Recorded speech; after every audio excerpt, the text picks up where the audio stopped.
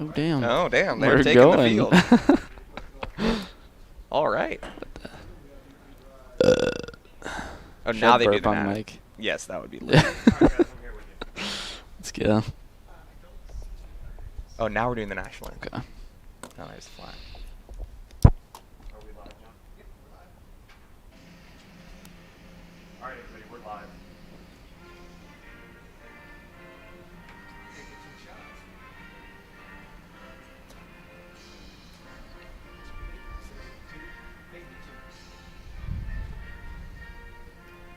Two and three are exactly the same. Tell me get somebody else. Camera three, give me another shot. Camera three, get the Cuesta. Get the Cuesta, guys. Camera three. Please. Hurry, hurry, hurry. Hurry, hurry, hurry. Focus. It's patriotic as hell. Yeah. Ready three, take three. Ready two, take two. Two, you're live. Two, no, two, don't turn them at two. All right, three, you're live. Two, when I say you're live, do not start moving the camera all over the place, okay? When I say you're live, you want to keep your shot. Ready four, take four. Oh, that's so Four, lit. Good shot. Zoom out, please. Just zoom out slowly from the flag. And then we're going to go to the comments. And we're cutting to talent. That was our national anthem, and it is absolutely beautiful day for some baseball. I am Thomas Elliott, I'm Jackson Hansen. and today we are going to be strapping in for a rookie start from the Cuesta pitcher, Ren Woods. Getting a little excited. What do you think the keys to success are for the Cuesta Cougars today? Today, I think the keys of success are mostly upon Ren Woods. You know, this is his first career start.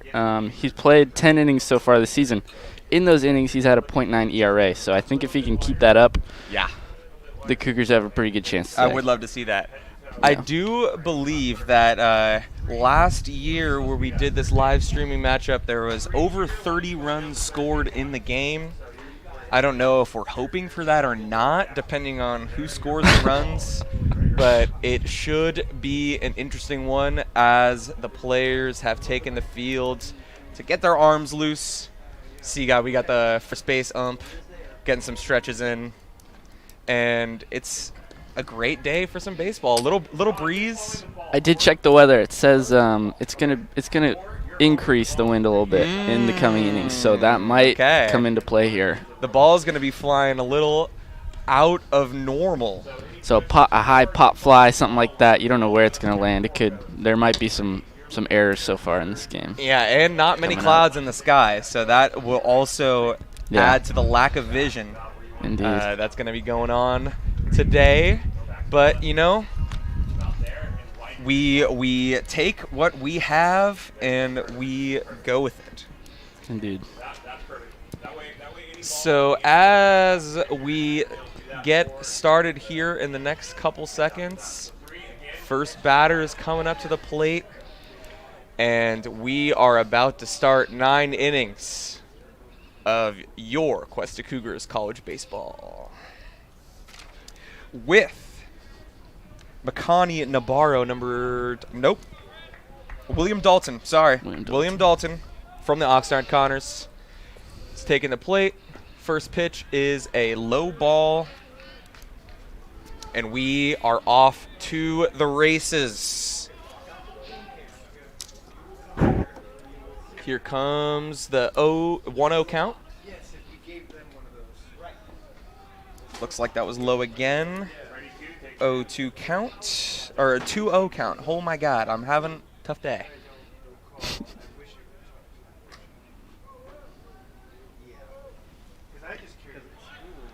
Is it pitch clock? Pitch clock, yeah. That's awesome. That's so cool. I didn't know there was pitch clocks and DHs in college. I mean, that totally makes sense because you have to get them ready for it. I wonder where else he can see it up there. Oh, high pop fly in the infield. Shortstop brings that one in. Easy catch for the 3-pitch at bat. That was a good job by the shortstop. That was like directly in the sun. So. And he made the call, made sure the third baseman knew. He was under that one, getting it. Ready, 3. Take 3. Strike 1.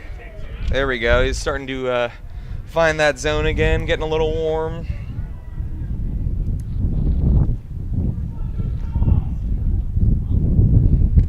That one was low and away. I like the idea to try a breaking ball there, though. You can't give him too many fastballs in a row. Definitely not. He's going to be hunting that for sure. Yeah. 2, take 2. Oh, a bunt. Bunt. I saw them practicing that in warm-ups, but I didn't know we were going to See that get already. that so quick. Yeah, right, exactly.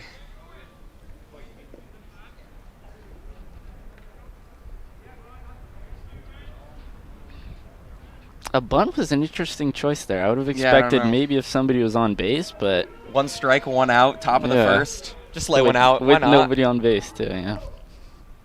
Oh, a little check swing. Runs foul. That one caught him up by the hands there. That's got to hurt a little bit. Oh yeah. That is my least favorite Indeed. thing about baseball. I would always get hit by the pitch. Oh yeah, yeah. That is definitely worse. There was this one pitcher that I used to face that like hit me once, and then I could never hit off him again because I was just so terrified of him. So that's fun. Yeah. I mean, these guys are freaking huge. Like that, our pitcher William Wren's at least 6 foot. We have got that the data. stats on there. Yeah. Yeah, he is 6 foot. Oh. 4, take 4. Oh, hits the Back wall. to the fence. Nice job. Makes it into second standing for the first hit of the day. Okay. Ready, 2, take 2. There's 1 earned run already for Ren Woods. Maybe increasing his average ERA a little bit. Hopefully we can get out of this one. First challenge of the day. Yeah. Got to fight through the adversity. Mm-hmm.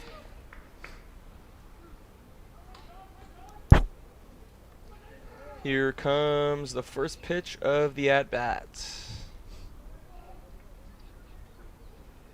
Ooh. He almost wanted it. It was out there for him. But it broke a little bit. And he saw it coming, held it back. Ready, camera 2. It's good plate discipline right there. Take 2.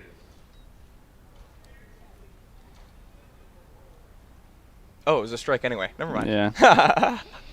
Well, He not good plate accidentally hit discipline. it.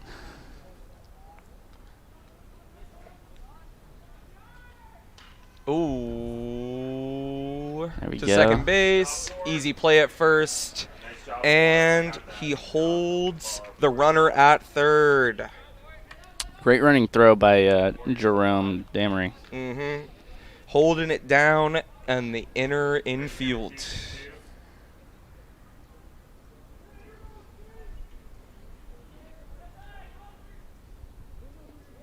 That does bring the runner to third. Yeah, that is not a preferred position to be in for the Cuesta Cougars as one goes low. That's going to start to get scary if that gets by the catcher there. This would be when I would have expected a bunt. Or Yeah, something like you know that, what? You know? Exactly. That scares me though that they have that in the back pocket. Yeah.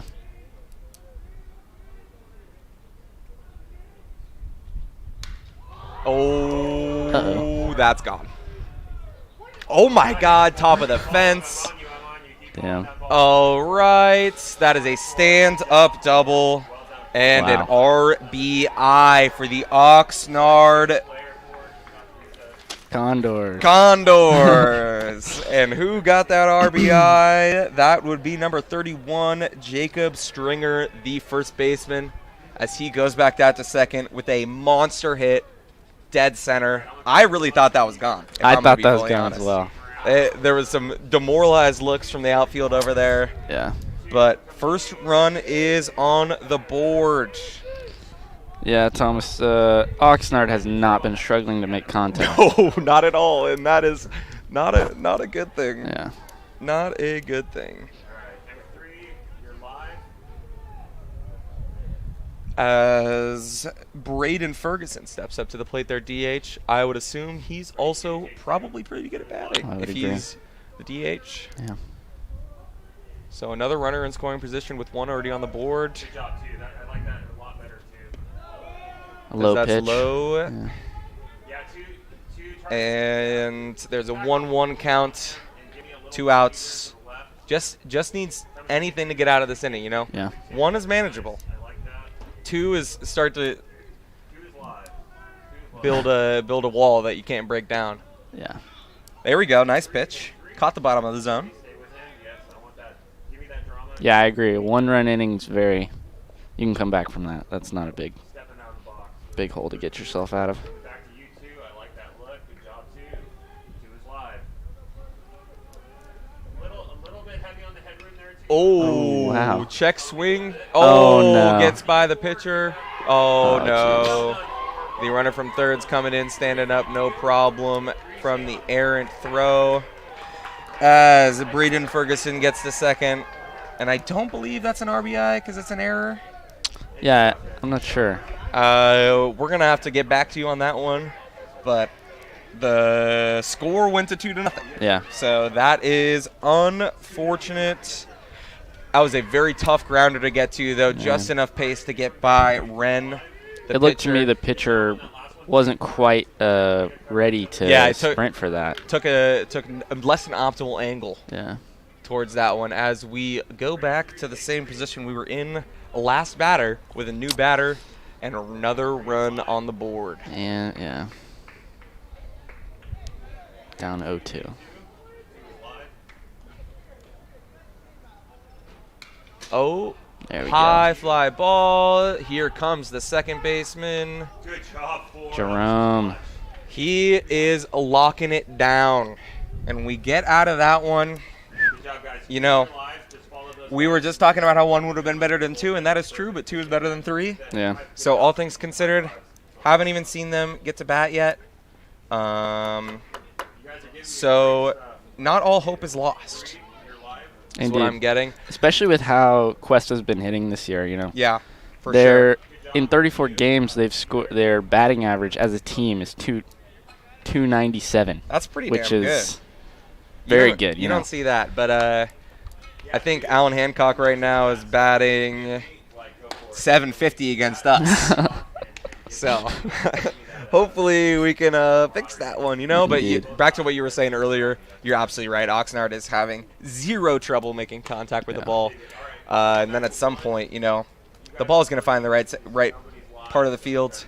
We got people like Jerome who are covering a little bit more than their zones just to get to those balls. Good communication. And hopefully we can get something going on the offensive end to kind of counter those first couple sadnesses is the best way to put it. I think it'll also be interesting to see how long Coach decides to keep in Ren Woods. You know, will he be able to bounce back after that early first inning? That's true. After he's gotten through the toughest part of the batting order. You know? Yeah. I wonder if he'll recover there. That is true. That'll be interesting to see. He got through. That was Bryce Weege that popped out. So yeah, he's gonna have the 7, 8, 9 coming up. But right now we got the top of the Cuesta Cougars order with Makani Nabarro, our center fielder, the lefty. Good matchup, lefty versus righty. Sees one in high for the first pitch of the bottom side of the inning. Sees that one inside for ball 2. No complaints about that. McConaughey's had a great eye so far this year. He's only had a 305 batting average, but his on-base percentage is 451, so he doesn't need to get hits to get on base. No, he does not, as he pops one that looks like it's heading foul. And could not get to it. That was an interesting one. The shortstop looked to be the one that went to go catch that ball. Even though the third baseman was closer. It's probably sun angle like we were talking about earlier, but hopefully that is something that we can exploit later, maybe, if that was a mistake. I don't know. Who knows? Indeed. Oh, one is ripped to right field, off the fence for the 3rd time of the day as he gets into second easily. Maybe 5 feet away from a home run. Yeah, there. right. No, not even. I think that was honestly a little bit closer. Yeah. Wow. Well, I think one is absolutely due today because, you know, at some point, these are going to be getting a little bit too close. That was a stand-up double. Yeah, the fence is 370 feet. Which is not short. Not short. Indeed. Maybe a little bit less wind. That would have been a home run. Yeah, 100%.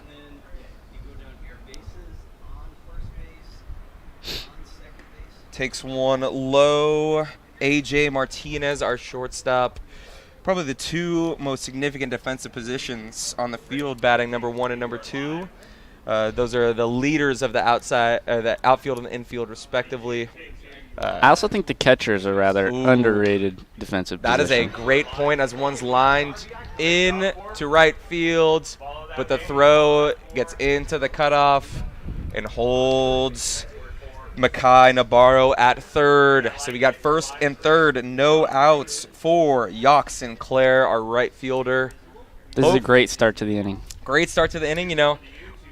Oxnard was making good contact against us, and we're making good contact against Oxnard. So I think we might be the bad juju that brings just an exponential onslaught of offense every time we're here. But although any contact here pretty much guarantees a run scoring. That's true. And that should be good enough. Be good. Left fielder. Decides not to tag. Gotten there. Yeah. Dang. I don't know.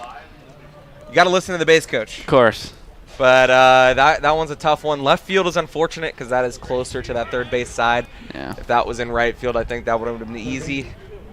But that one just got by him.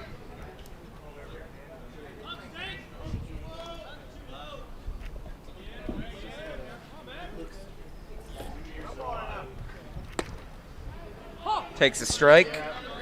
Hank Hansen, third baseman, up to bat after the pop out. So we can still, any contact in the outfield is looking pretty solid. Just got to get bat on ball here. I think Hank can help us out as he takes one low.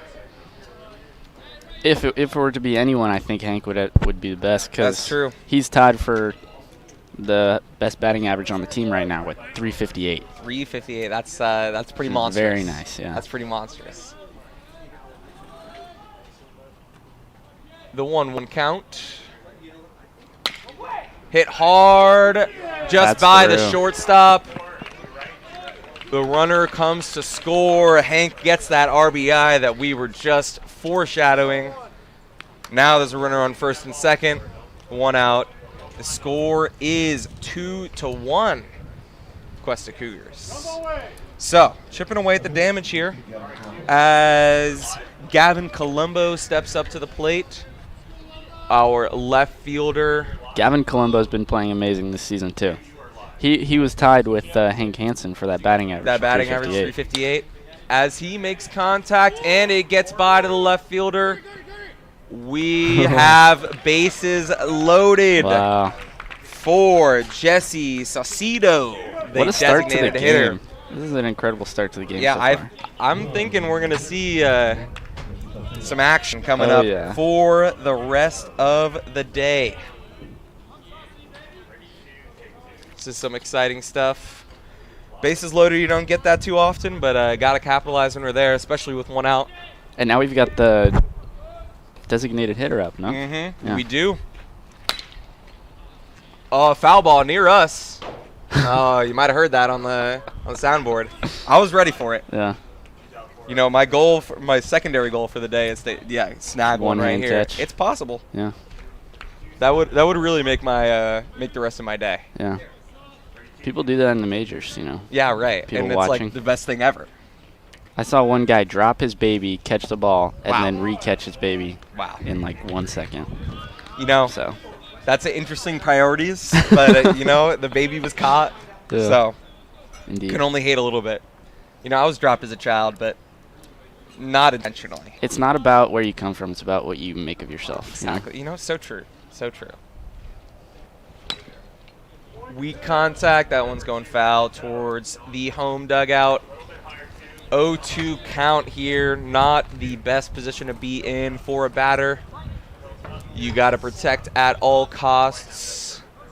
We will see what the pitch is. I'm assuming it's going to be a breaking ball and not in zone. Just kidding. Ooh. Another one's coming near us. Hits the top of the thing, and that's the second one in the same batter. So that is either boding well or not well for the ball making its way towards us. But, you know, we'll see about that. Keeps us on our toes. Exactly. Good take. 1-2 count.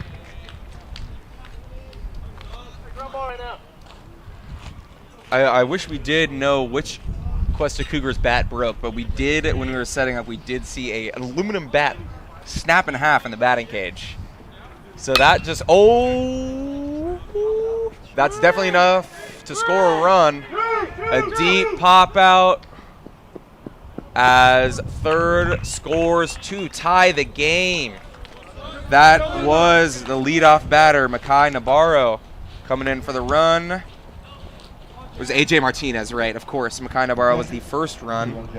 And the RBI pop out for Jesse Saucedo as Jack Grandel comes up to the plate with 2 outs and a runner on first and second. But a tie game now. 2 outs, but runners on second and first. Scoring position still. Yep. As he takes one low and away. Does not sound like the Oxnard Connors were too happy about that call. But to each their own. They don't have the challenge system like No, they do in the no, majors we here. need that. Yeah. Gotta tap the head, you know? Good take. He's seeing the ball in well today. Yeah. Holding it down for the catcher position. As you were talking about earlier, very underrated position in terms of defensive leadership, especially the relationship with the pitcher and their influence on the pitch calls for sure is definitely not talked about enough. Hard hit ball near us again, sneaking foul. Ooh, just foul. Maybe a foot foul. Yeah. Maybe a foot. Right fielder was taking the route to it as if he was going to catch it off the bounce and gun it because it looks like the runner on second, which I believe is Hank Hansen, and I said, you know, I'm gonna keep going. Yeah. I think it's interesting how a lot of the best hitters happen to be outfielders. Yeah, right. But when you have those important defensive players that can also hit, it's a way more important impact to your team. It's a whole nother level. Two-way players. Wow, hard hit ball towards center. That looks like it's going to get by. Fourth off the wall today. Easy double as 2 runs coming to score from second and first. Another monster hit from Jack Grandel. That was incredibly clutch right there. 2 outs. Yeah, right. Two runners on base. Couldn't have dropped anywhere else except for right there. You don't want to leave them stranded on the bases right there. No, you do not. That was amazing as Sean Rivas comes up to hopefully try and bat in Jack to get this to 5-0 instead of the current score 4-0. But that was quite the switch of momentum from the top of the first to the bottom of the first. Indeed. And, you know, 5th time's a charm, I guess, for that home run. We're still waiting for that one. It is literally hit off the top of the wall 4 separate times. Yeah. I think we're going to have to buy a lottery ticket at some point. Yeah. Maybe when the winds start to change. Yeah, right.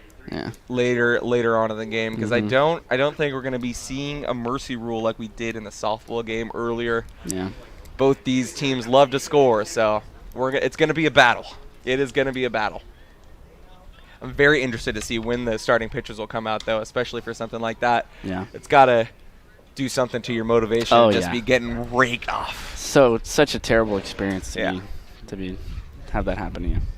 But that's bullpen games happen, and you're just doing your job, Exactly, and I feel like you can feel a little bit more camaraderie with the fact that the other pitcher is also getting raked. Very true. Yeah.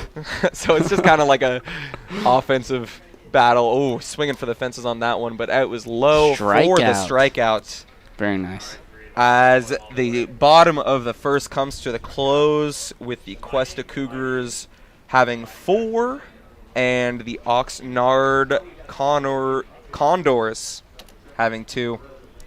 That was quite the first inning. There was a lot of action, a lot of offense. What do you think the coach is talking to the pitchers right now? What's their goal for the next couple innings coming up? When I played, the coach would come ask, "How are you feeling?"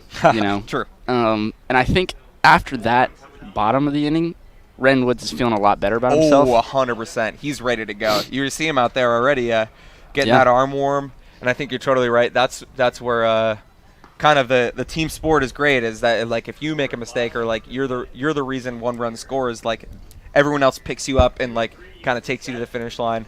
And we're gonna see that I'm sure earlier when, see that similarly with the Oxnard Condors, because their pitcher Kakai Adams is probably going over what he can do to improve as well. So I think that you're absolutely right. Just having a conversation with your player, making sure he's ready to go. Because you don't want to put someone out there that doesn't feel like they're ready to go. Agreed. Heave some balls. And that's the sign of a good team, if your teammates are picking you up. That's true. Yeah, you don't want to be in a toxic environment. No, absolutely not. That's not conducive to winning. No, not at all. Yeah, I was just about to say that. I feel like that would definitely not only make me play worse, but just like be less motivated to less happy. Yeah, just all bad things come from that. Yeah. So as the umpires are starting to come out, and the first batter of the inning, number 7, Robbie Perez, comes to the plate to start the top of the second for this beautiful Wednesday afternoon.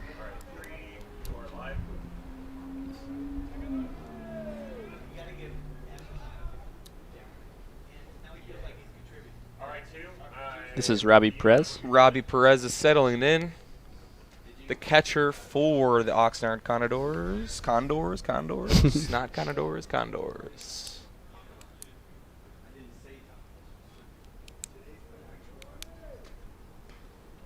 Hefty swing there off the top of the bat for the first strike. I wonder if Ren Woods is going to start trying to throw more breaking balls instead of those fastballs that he's been throwing. Yeah, that will be very interesting to see, because I feel like at some point you're going to take getting higher up in the count rather than just having all that power transferred into those aluminum bats and sending it to the wall like it's been going on. Yeah.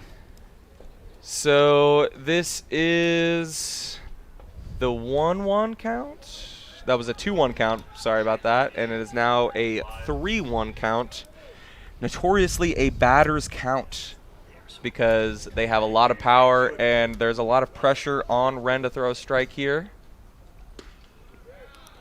As he catches that inside zone, full count, stressful, high, one of the most high pressure situations in baseball.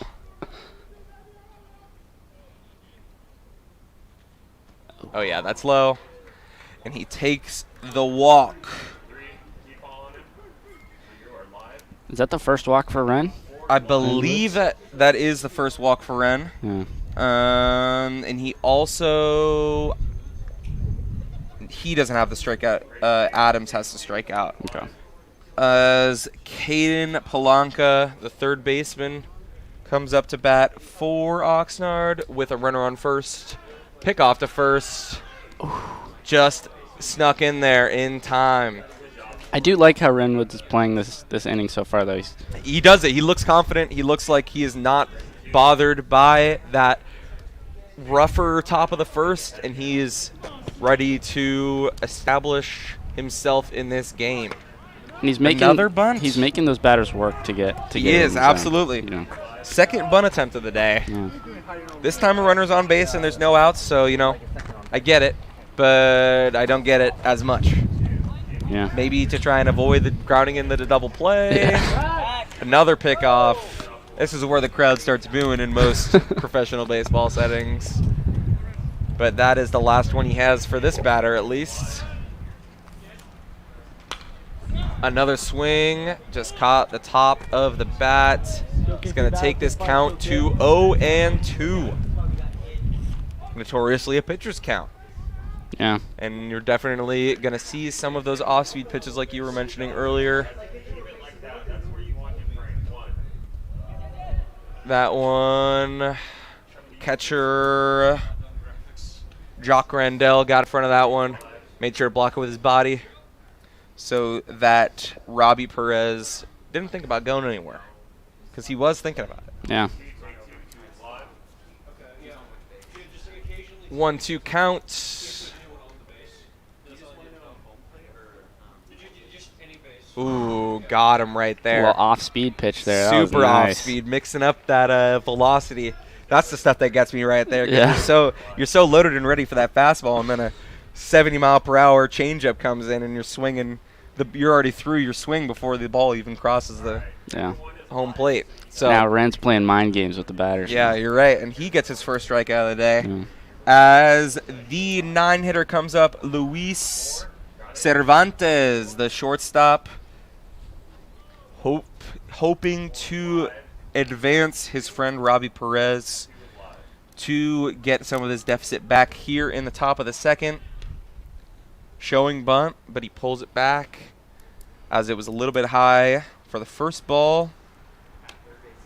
I just think he wants to advance the runner for the top of the order. William Dolan coming back up to hopefully get something going, you know? Yeah. Oh, hard hit ball. Oh, Groff bounces off the wall. Center fielder tried to make it there. He couldn't. 7 holds at third as Luis gets in to second standing with another monster hit. Did exactly what he needed to do and more debatably for the top of the order. William Dalton coming in. Yeah. Now you got runners at second and third. And 1 out, which is unfortunate. No double play at first. Yeah. So you are going to be under threat. The pressure's on that Renwoods right now. Tag out. So I think there's probably going to be a little bit of pitching around the strike zone. I think there's also going to be, dare I say, another pickoff coming to third base. But we will see how that goes as one of the Oxnard coaches is talking to Luis at second. Looks like he might have been a bit injured or something. Yeah, maybe hit the base wrong. He's shaking out that ankle, but he appears to be okay. Staying out there. Looks like he'll be all right. Absolute nice. athlete, as all of these guys are. Playing through rain or shine. You know, baseball's not the most harsh contact sport, but your body still takes a beating. Oh, for sure. 100%. Especially since you're playing multiple times a week. Yeah. You know. Lots of games. Yeah. Popped up. Left field's got that one, and it is not even a thought for Robbie Perez to tag up on that one. That is a huge, huge play right there. 2 outs, just got to go to first. Get us out of this inning with 2 runners in scoring position. Yep. Hopefully left stranded, but we will see how it goes with Isaiah Justo up, the second baseman.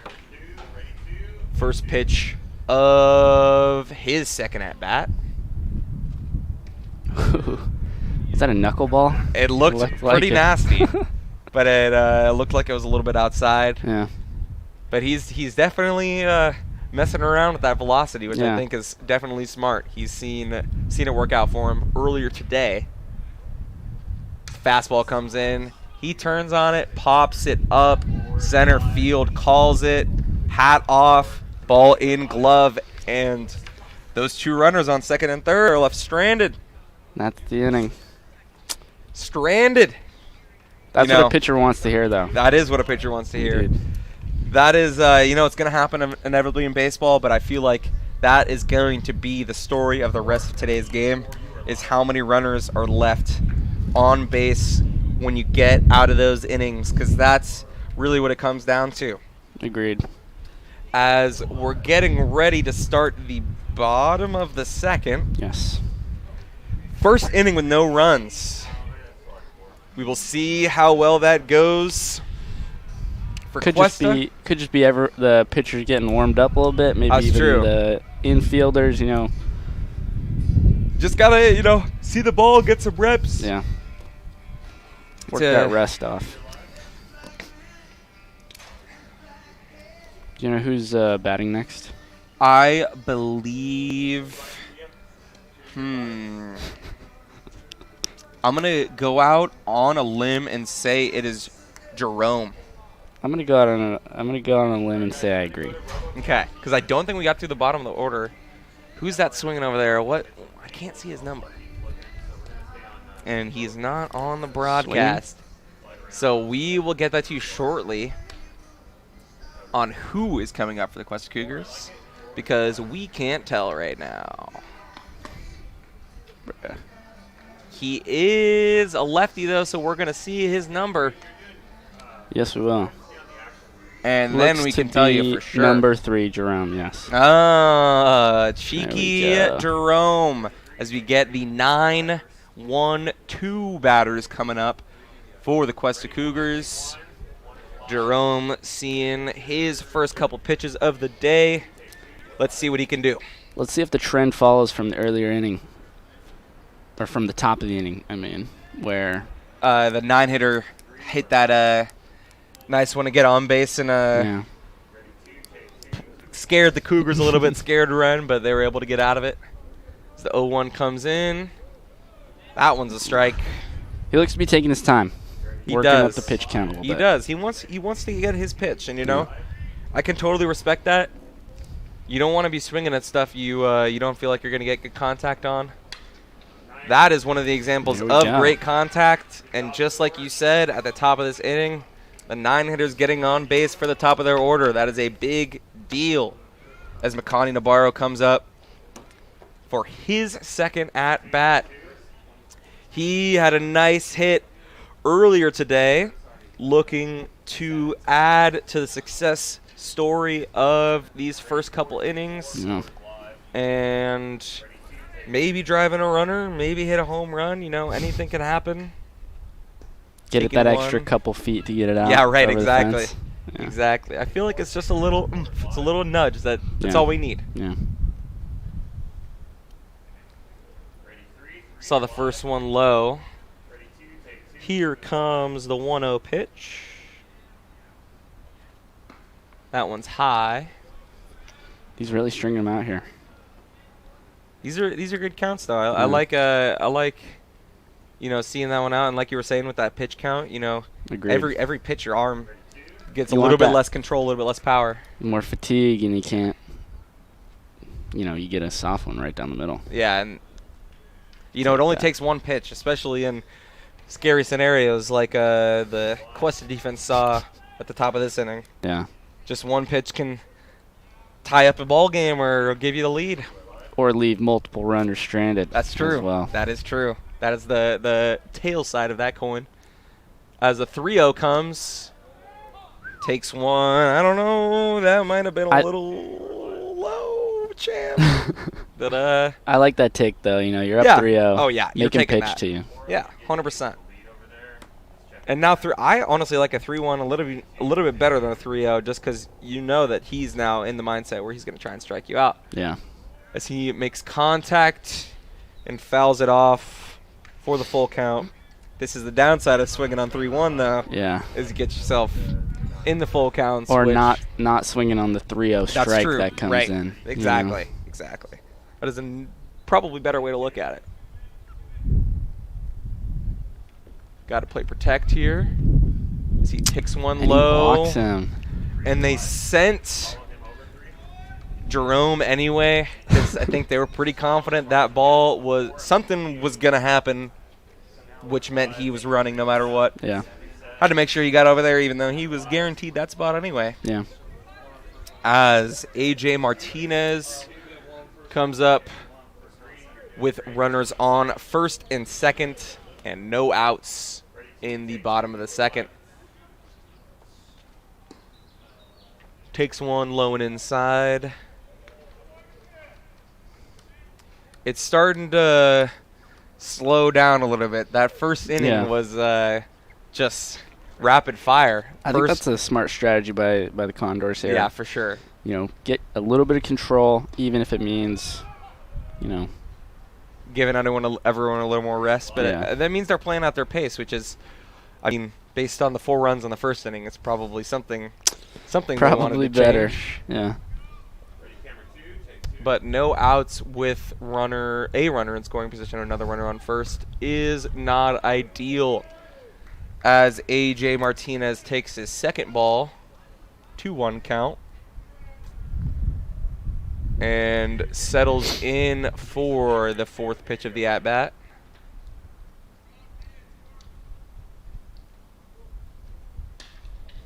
Makes nice contact. Shortstop's got it. Second, first, double play.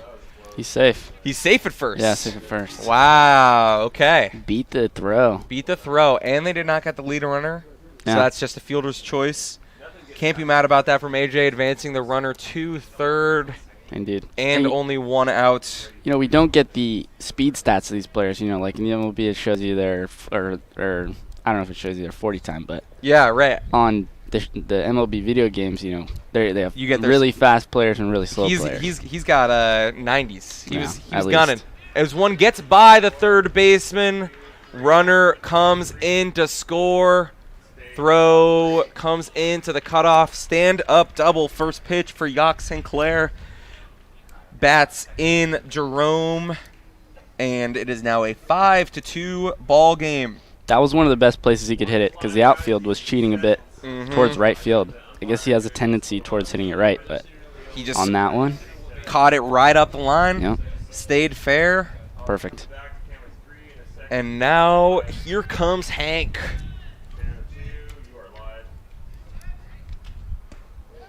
Takes one inside. And 2 runners in scoring position yet again.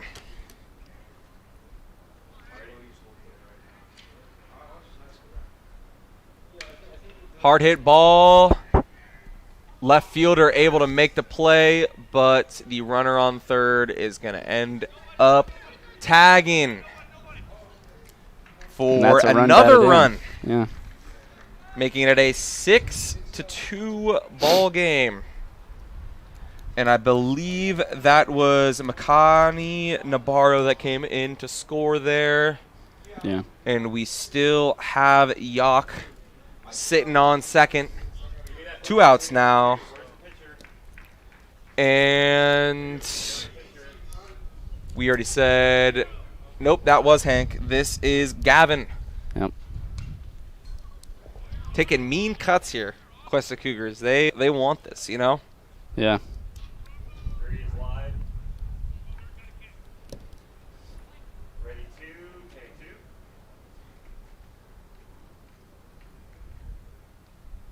Here comes the 0-1. Hard hit, high fly ball. Center field comes under it. Easy catch. Center fielder in their hat coming off on the pot flies is seems like another one of those things. It's that and hitting the ball off the top of the wall. Mm-hmm. But John, nope. The Oxnard Condors are able to get out of that one with just another 2 on the board and another 2 runners left stranded in scoring position. I'll say this is a great start to the game for Cuesta, you know. 2 runs, back-to-back multi-run innings. Yeah. That's rare for any level. 100%. 100%. So. And it seems like Ren Woods is starting to settle in a little bit. He had that no-run, no-hit top of the second. Yeah. So he's looking to continue that as he is getting his arm warm right now. And I'm going to make a cheeky request to the graphics team to make the score 6-2 instead of 4-2. Awesome work.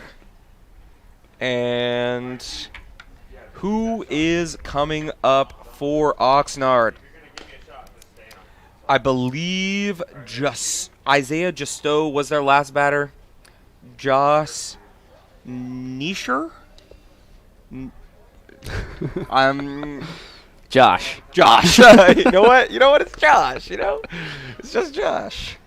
Number 34, the right fielder, is the best guess that I have for who's coming up, and that is the correct guess. 34, yep. As Very nice. the Good guess. 3, 4, and 5 batters coming up right after this, and by after this, there's no commercial. We're just about to cut to the other camera. That guys got our boy Josh. Oh yeah, we got 2 baseballs in here. These are both the foul balls. We're collecting them, making sure they're safe. Yes. Oh, nope. Sorry. Well, Ooh, just foul. that was a little close for my liking. Yeah. Especially since it made it through. Yeah, right. Exactly. It's hard to tell sometimes. It is, especially from the angle that we have over here on the first baseline. It is not easy. But that's why we have umpires. Chopped up to third base. Again. Yeah, that's a mean pitch. Man. That might be in the 60-mile-per-hour range, to be honest. Yeah. They are struggling to find that one especially after coming off those heaters, which are taking them by storm. But you're definitely right that they're seeing the fastball much better than they're seeing these off-speed pitches. And I feel like Ren's just pitching much more confident. Yeah, 100%. You can tell he's starting to settle in. First career start. I was just about to say that. He's used to coming in to relieve, and he's just feeling it out, seeing what his pitches do on a more extended basis.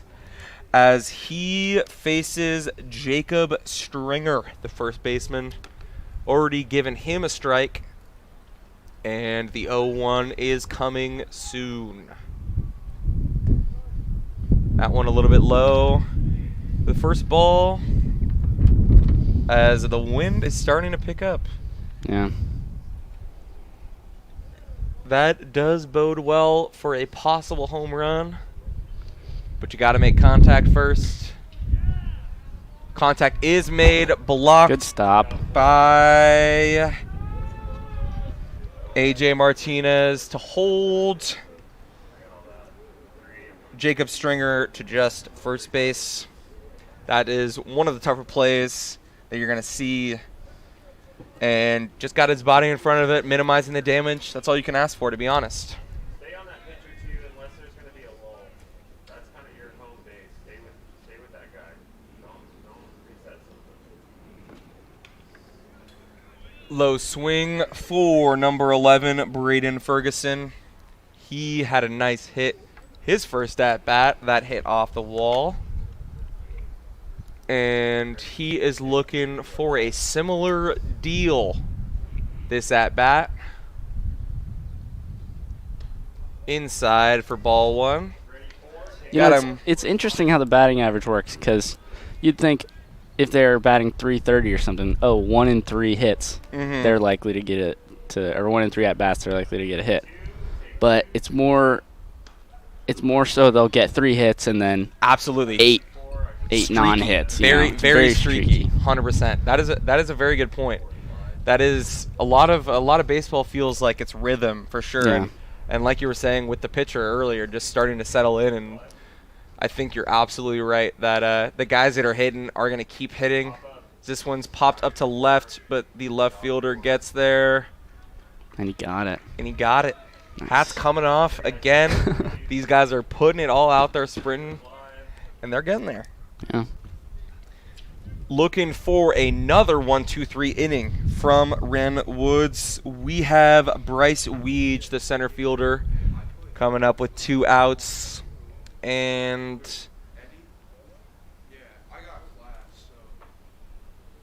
the first pitch hit. Oh, did he catch it? The pitcher caught it. Ren Woods makes the easy scoop over to first. And we are out of the top of the third.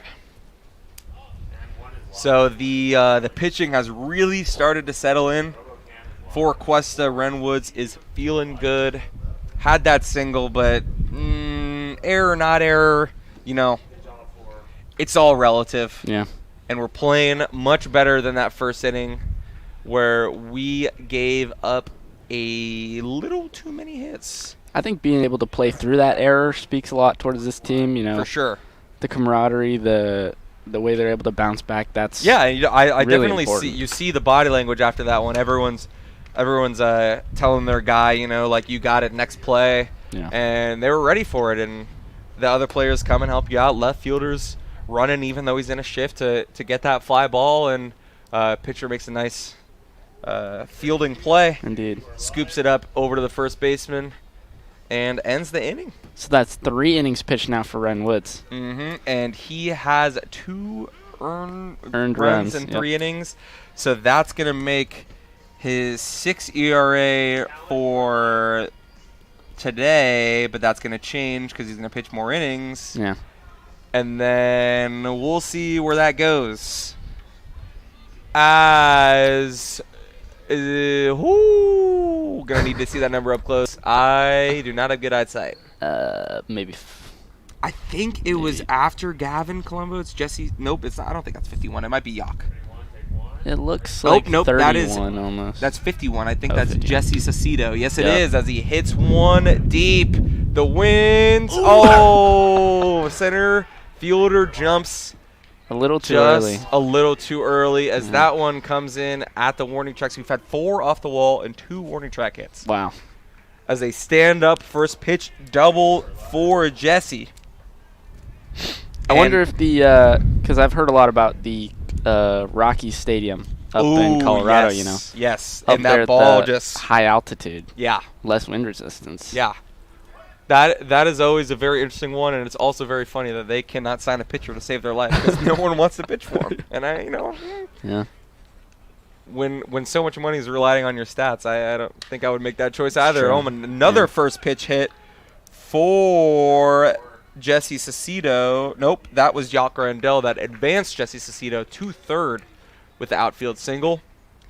As Sean Rivas comes up with a runner on first and third, no outs. See if he can get the third first pitch hit in a row.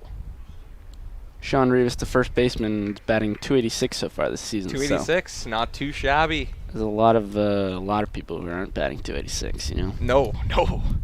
I would not be batting 286. I'll tell you that much. I think I could bat 150, maybe. I feel like that's a solid number. Maybe 100. I don't know. I feel like that's If I got into it, Yeah. trained. yeah. I feel like if you had a year, you could bat 200, maybe. Maybe. Yeah. You never know. I feel like we're just talking out of our asses right now, 100%. I haven't played baseball in like 8 years. Yeah. That one's low. I haven't played baseball since about 7th grade. Yeah.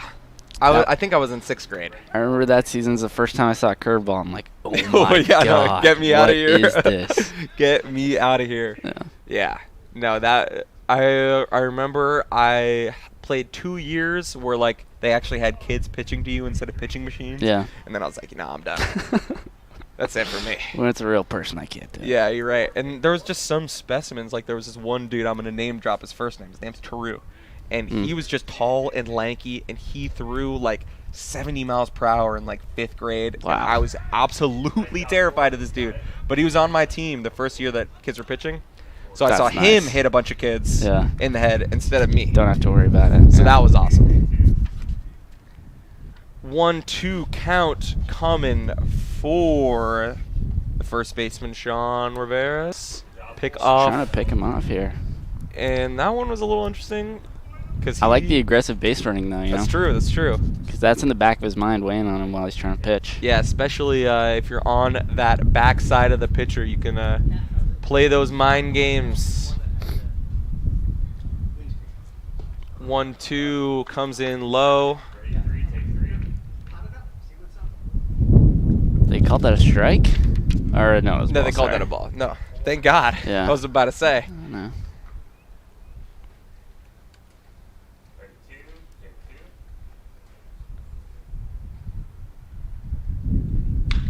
Hard hit through second base.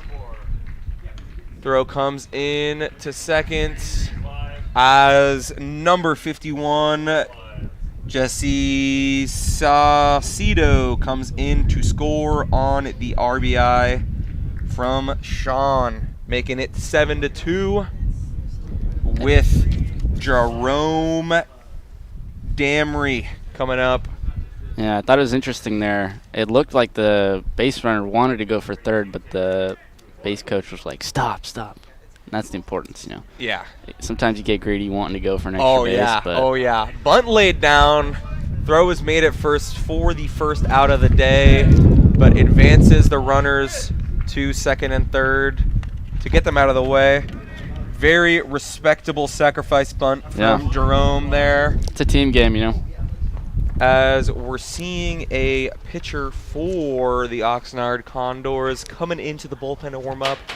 So it looks like Adams is on his last couple pitches of the day.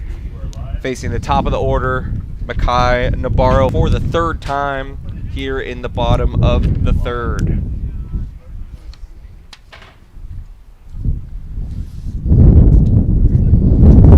Wow, the wind is going right now. Nabarro's already seen a ball in this at-bat. And he sees another one that gets a little That's by. a dangerous one, you know. It gets by the catcher and that base runner. They are sending him home. Yeah. I believe Jack Sinclair. Jack Gradle. I was calling him Grandel. Whoops. Yeah. Gradle. Jack Gradle is on third there, our catcher, as he meaning Nabarro sees his first strike of the at-bat. Yeah, Nabarro up for the third time today. In the third inning. Yeah. And he's gotten 2 hits so far. Yeah, he has. And that's his third as another run comes in to score. How hot can one man be? Nabarro's having a great game so far today. He's really seeing those pitches come out. I guess that is why you put him at the top of the order, because he 3 hits and 1 gets on base. Outstanding catch from Jackson there on the roster. Otherwise, we would have been a little more silent than we were. As A.J. Martinez comes up. Jesus, the wind is blowing away all our tornado right here. now. Yeah. This is pretty crazy. And it's honestly a little bit cold, you know. It's a sunny day, and I didn't bring a jacket. You know, if a lot of times when the wind is coming at the pitcher, when they put that spin on the ball, it makes a curve even harder because there's more resistance to it. Interesting, yeah. That totally makes sense. So you'd think that he's getting so much more action on it, then it'd be harder to hit, but it doesn't really matter for these Cuesta Cougars right now. I think that'll be interesting to see Ren Woods out. Another foul ball coming our way. How Ren Woods' knuckle slurve type of pitch goes with this wind that's picking up, because I think that could make it even more nasty than it already is. Oh, yeah. Which is a little terrifying. Especially with how well it's been working for him. Yeah, right, too. exactly. He's gotten many a men swinging for the fences on that one. Yeah. For no luck. As now we'll see if we got A.J. Martinez takes his second ball of the at-bat. Third pitch. Fourth one coming. 2-1 count with 1 out. Runner on first and third. That one's low. For the third ball of the at-bat, AJ is hoping to get, who is that on third? I believe I just said that. That was Yak Gradle. Yes. Number 31, yeah. He is inching over there. He nice wants cut. Goes to third. Gets the man at second. Double play. Dang. Gets him out of the inning. That is unfortunate. Runner stranded at third. But, you know, we got another 2 runs. That's a solid inning. It's a very solid inning. Another multi-run inning for Cuesta. 11 hits on the day. It's incredible. And Ren is still throwing pretty nice right now. When he's throwing that knuckleball, you throw it, you want to put your fingers up on the seam right there, and then you want it to just basically let it go as you throw it, and then it flies through the air straight. And since there's no spin, a lot of times it'll move very unpredictably. So I really like how he's using that. I think that's a great addition to his repertoire. Yeah, and you don't see that from many pitchers. Yeah. You would think that it would be a more used tool, but it's just if you don't have like the right grip, the right throwing motion, it's just not very valuable to use. So it's very interesting to see not only a pitcher that has a knuckleball in his repertoire, but one that's actually very effective, and he uses relatively often in his pitching rotation. It is interesting because I think that we've been able to see it maybe just from this angle, but I think if these batters start to see it when it's coming out of his hand, That's true. you might be able to get ready a little bit. That's true. So I don't know if that'll continue to work as well as it has, because a lot of times these players, they watch film. Yeah, right. They'll start to figure it out, and I think that also is going to come in tandem with just more pitches, more fatigue, because the velocity switch between that fastball and the knuckleball is going to get thinner and thinner. Yeah. And it's going to get a little bit easier to see. So that is something that the pitching coach for the Cuesta Cougars has to keep in mind coming in to the top of the fourth here. Especially since this is still Ren Woods' first career start. It You is gotta still remember first that. 10 innings before today. Yeah. And he's facing number 7, Robbie Perez, still on the second go-around of the order.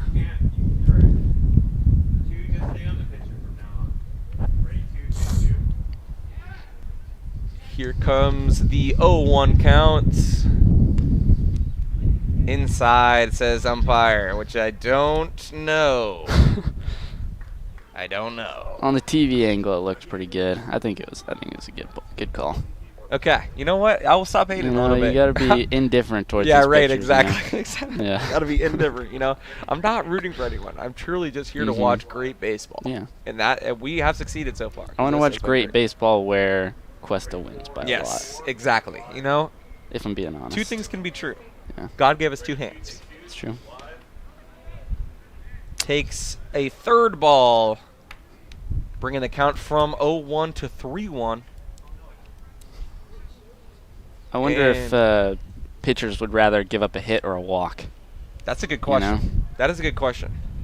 I feel like I would rather give up a walk, as the third baseman makes a great play, tough throw, and a little bit of contact there between Robbie Perez and Sean Rivas. So he stays at first after the errant throw. Yeah. But just a little bit low on that throw. Could be affected Yeah. by the wind, too. yeah, Hank Hansen unable to make that throw after a good defensive stop there. Yeah. He trapped the ball and was able to pick it up and make the throw, but throwing from third's a hard task in and of itself. Indeed. And the runner manages to get on base as Caden Polanca comes up for Oxnard. Seems like the Oxnard coach is talking to the umpire. Seems like he wants an interference call on Sean Riveras. But I don't know about that one, considering he's trying to make the tag on the throw. If it's an accident, do you call that, or is it only if you're actively trying to do it? I think it's actively trying to do it, if I'm not mistaken. But also, I think there's a position that you can be in where, like, it's regardless of if you intended it, like, you're just so or in like the way. blocking the plate or something exactly, like that. Yeah, exactly. Ooh. That one looked a little outside. He's getting real aggressive with his base running here. He is. He is antsy. I think he might be a little upset with the contact there between him and the first baseman. Yeah. And he's wanting to get it out on the baseball field. There's that knuckleball. Old reliable. Need to get a strike on the board. Yeah. Gets one. Brings it to a 2-1 count. for Caden Polanca. That one's low. Seeing the second 3-1 count of the inning. Pitcher's got to be the most mentally taxing position out on the field here. Yeah. You're constantly thinking, stressing about, what's going to happen if I throw this or make a tiny mistake. That one is high, but looks manageable. Left fielder gets a great route on it and holds Robbie Perez at first. That was Gavin Colombo making that catch.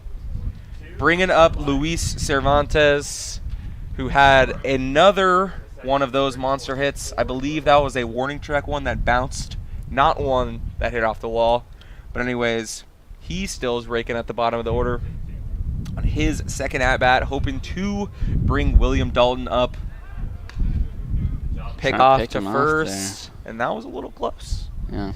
That was a little close. But those ones where the runner's behind you, they're always hard to catch them by surprise. That's the kind of thing where, they get a little more aggressive, and on a hit, they might get to third instead of being stopped at second. No, for sure. That's an important job for the pitchers to manage those base runners. Absolutely. 100%.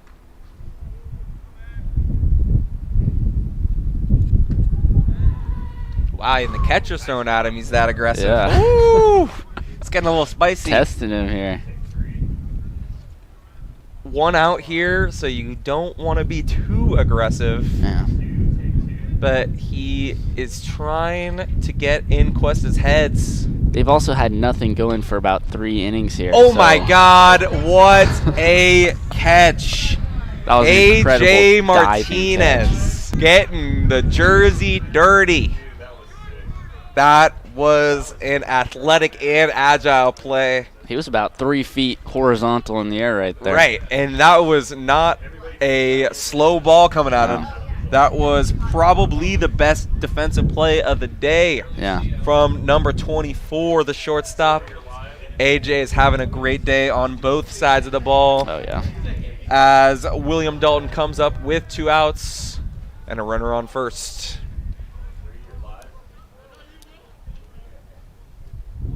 Wow. That was crazy. I don't even know what to say about that. Speechless after that one.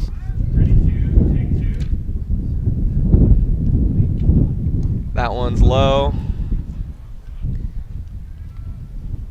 And Ren Woods still is sitting pretty scoreless since the first inning, hoping to wrap up the fourth, as the third and the second have also been wrapped. Oh. And another great defensive play. Jack Gradle keeping his eyes up for Robbie Perez at first. That is a tough break for Oxnard. That aggressive base running, trying to get some momentum going, and it's just erased. Yeah. By incredible defense by the Cougars. Great play from A.J. Martinez to get that second out, diving play at short, and then Jack Grandel and Sean Rivera's little dynamic duo right there at catcher and second to pick off Robbie Perez. That was quite the defensive inning. They definitely got tested much more than they have in the second and the third, and there is still a 0 on the scorecard for the fourth inning, so they got to be feeling good about that. Yeah, they were making just about as much contact as the first inning, except their defenders were making incredible plays like that. That diving catch from shortstop A.J. Martinez, that's who. And then the catcher. Yeah. Picking him off.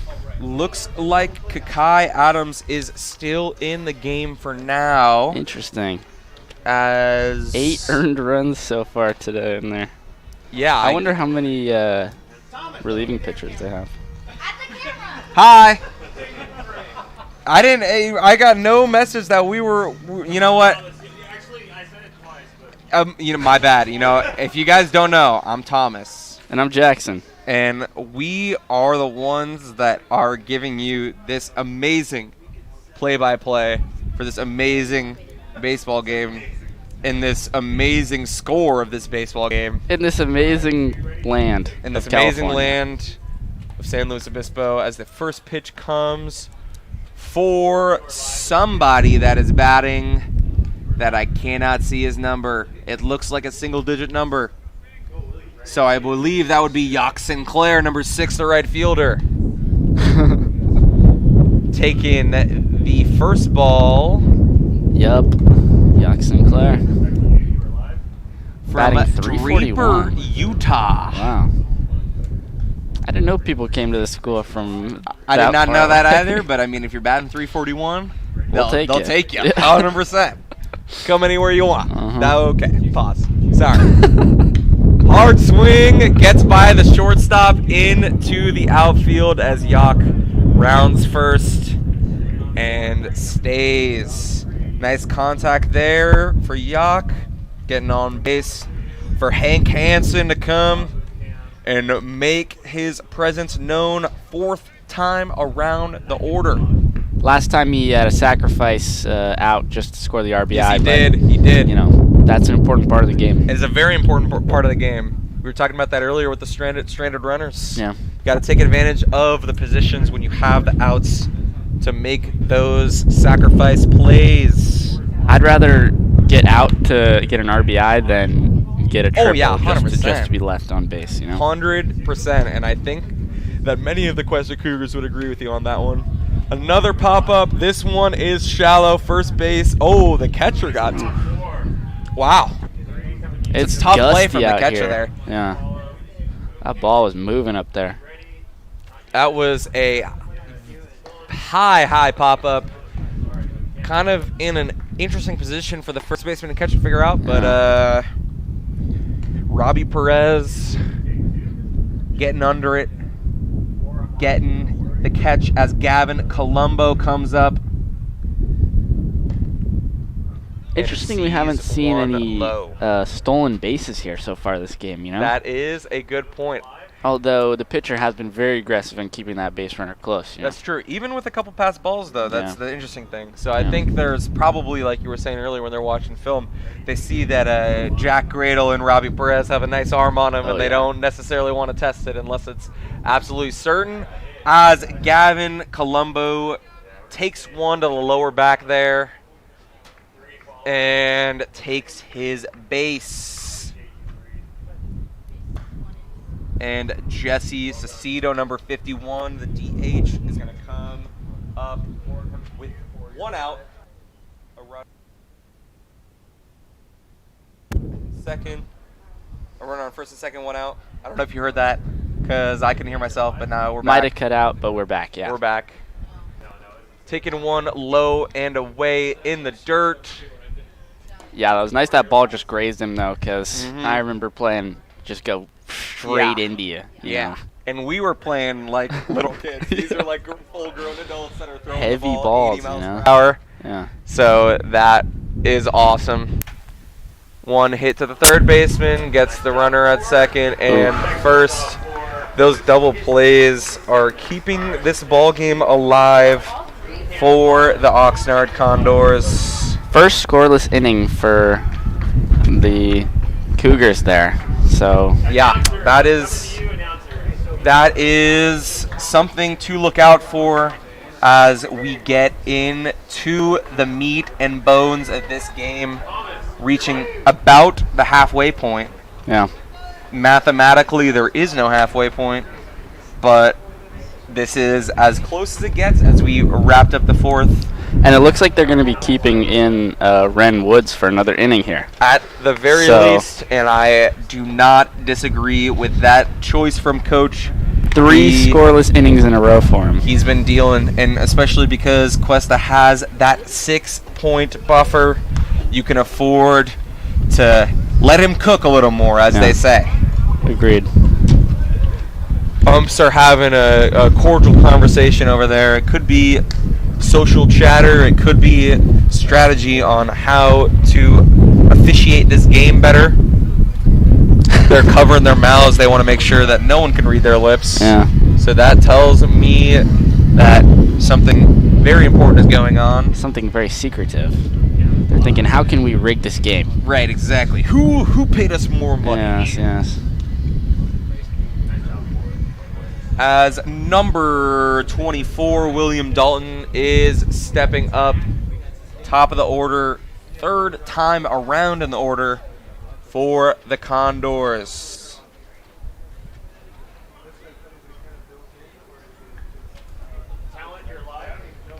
Yes, sir. We are getting the first pitch of the top of the fifth from Ren Woods. Takes it for a strike. Yes.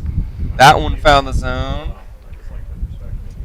An important aspect of the game I think that the ABS challenge got rid of is the catcher's job of framing. 100%. Yes. Yeah. A lot of the calls, you turn them the other way because how good the catcher is at making the umpire think it's a strike. That's very interesting. But I think, so obviously there's because you only have 2 challenges unless you get them right. Yeah. But there's something, too, that the catchers now are framing for the batters rather than the umpire. Interesting. Which, and then they're also, like, if you run out of challenge, then you're framing it. It adds another mental hurdle to the catching position that is already a very mental position as William lines one out to left field. Easy catch for Gavin Colombo. That's such a tough break, when you make such great contact with the ball just to go right to an outfielder there. Yeah, usually anything with that contact going in the outfield, you feel pretty good that one's going to drop, but just goes right to Gavin. Unfortunate. Nothing you can do about it. Here's Isaiah Justo taking a strike in there. And we are starting to see the effect of this wind in this game, particularly in the pop-outs and defensive plays. Here's the 1-1.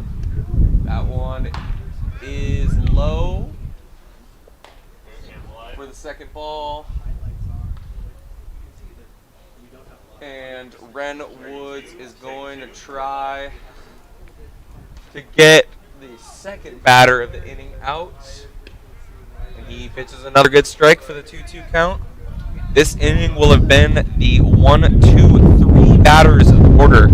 So getting through that with no hits would be a great confidence boost to the rest of the game as the third ball comes in. He's really relying on that breaking ball so far this inning at least. I've seen like 3 or 4 in a row so far. So you're definitely right. I wonder how long he'll keep up with that because, these batters are eventually going to realize that's what he's throwing. Yeah, 100%. I don't know. That is the downside of having a pitch that you resort to is that nice scoop from first base there. Sean Rivas. It's a flexible first baseman. That's a flexible first baseman, and a nice route from AJ, continuing his great defensive day, retiring the second batter of the inning, which is conveniently the second batter in the order. With for the Oxnard no base runners on either, no which base is a big runners one. On either. 2 outs, and Josh is coming up. Josh, let's go. Classic Josh. The right fielder for the Oxnard Condors as he takes strike 1.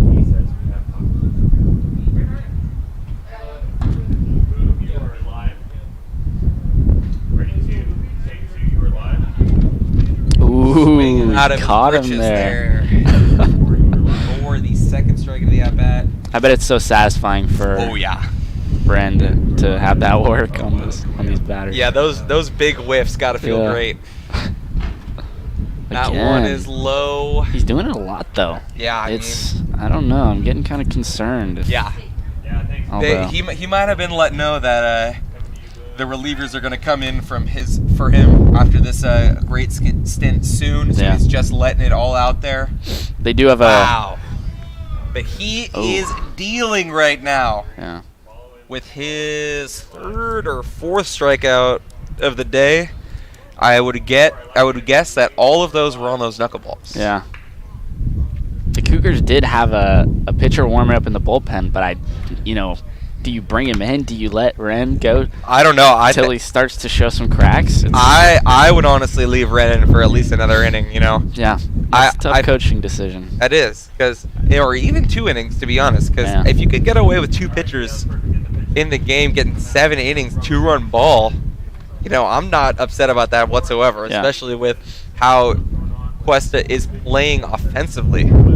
Yeah, I like keeping him in for another one. But it looks like Oxnard has decided to bring in a reliever. We're going to get you some information on him. That last pitcher, number 21, he had given up eight earned runs. Not a great outing. That's not what you want your stat line to be when you're going out to pitch. That's all right. Looks like the reliever coming in is Chris Margella. He is number 14, and he is also a right-handed pitcher from the great state of Arizona. This will be interesting to see how the Cougars adapt to this new pitcher because, each pitcher has their own style, their own tendencies. Exactly, yeah. Some work better for different lineups, some work worse, so it'll be very new sets of pitches, new velocity, new business. Oh, yeah. And we got, I believe that's number 31. Yeah, nope. Looks like 31, yes. 31. Of course, Jack Gradle coming up for his 4th at-bat. This guy has some nice fastball. That stuff's moving. Yeah. Jack Gradle likes his sleeves short.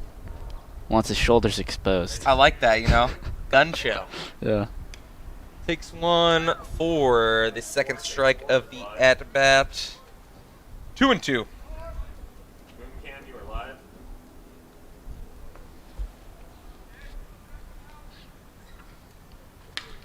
Hard hit ball drops right in front of the center fielder.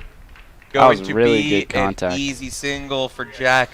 Yeah. Probably 90 miles an hour off the bat right there. Definitely. That was a fast one. I heard the crack of the bat through the headphones and the wind. So that generally tells you that ball was barreled as Sean Rivas is coming up to bat. From Paso Robles, he's local. Born and raised. I actually don't know that to be true, but I would assume.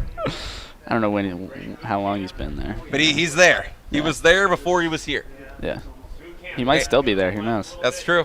And now he rips one to the outfield, drops between the center and left fielder as Jack Gradle goes to third. And Sean Rivas slides headfirst into second. That was a close one, man. That was a close one, but he knew that he was going to the whole time. Yeah.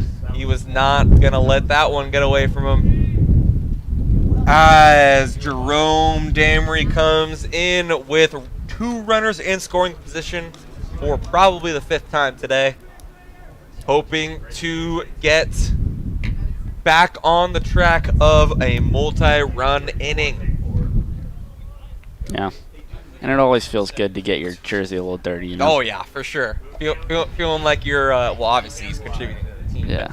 You got something to show for it nowadays. Oh, yeah. As one gets through short. Oh, he was gunning. He was trying his very best to get through that. That was like a half swing that dribbled up, got through the pitcher, but the throw was able to beat him. So Makani Navarro comes up with 1 out and 2 runners in scoring position. Would you believe that he's 4 for 4? 3 for 4 for 4 now, I think, yes. Yes. Can he make it 5 for 5 with this new pitcher? Yes. Maybe Chris if they left in the old Margella. Seeing a new pitcher. 4 hits off the first one. Oh, we got a little Addie Finnegan softball graphic there. That's awesome.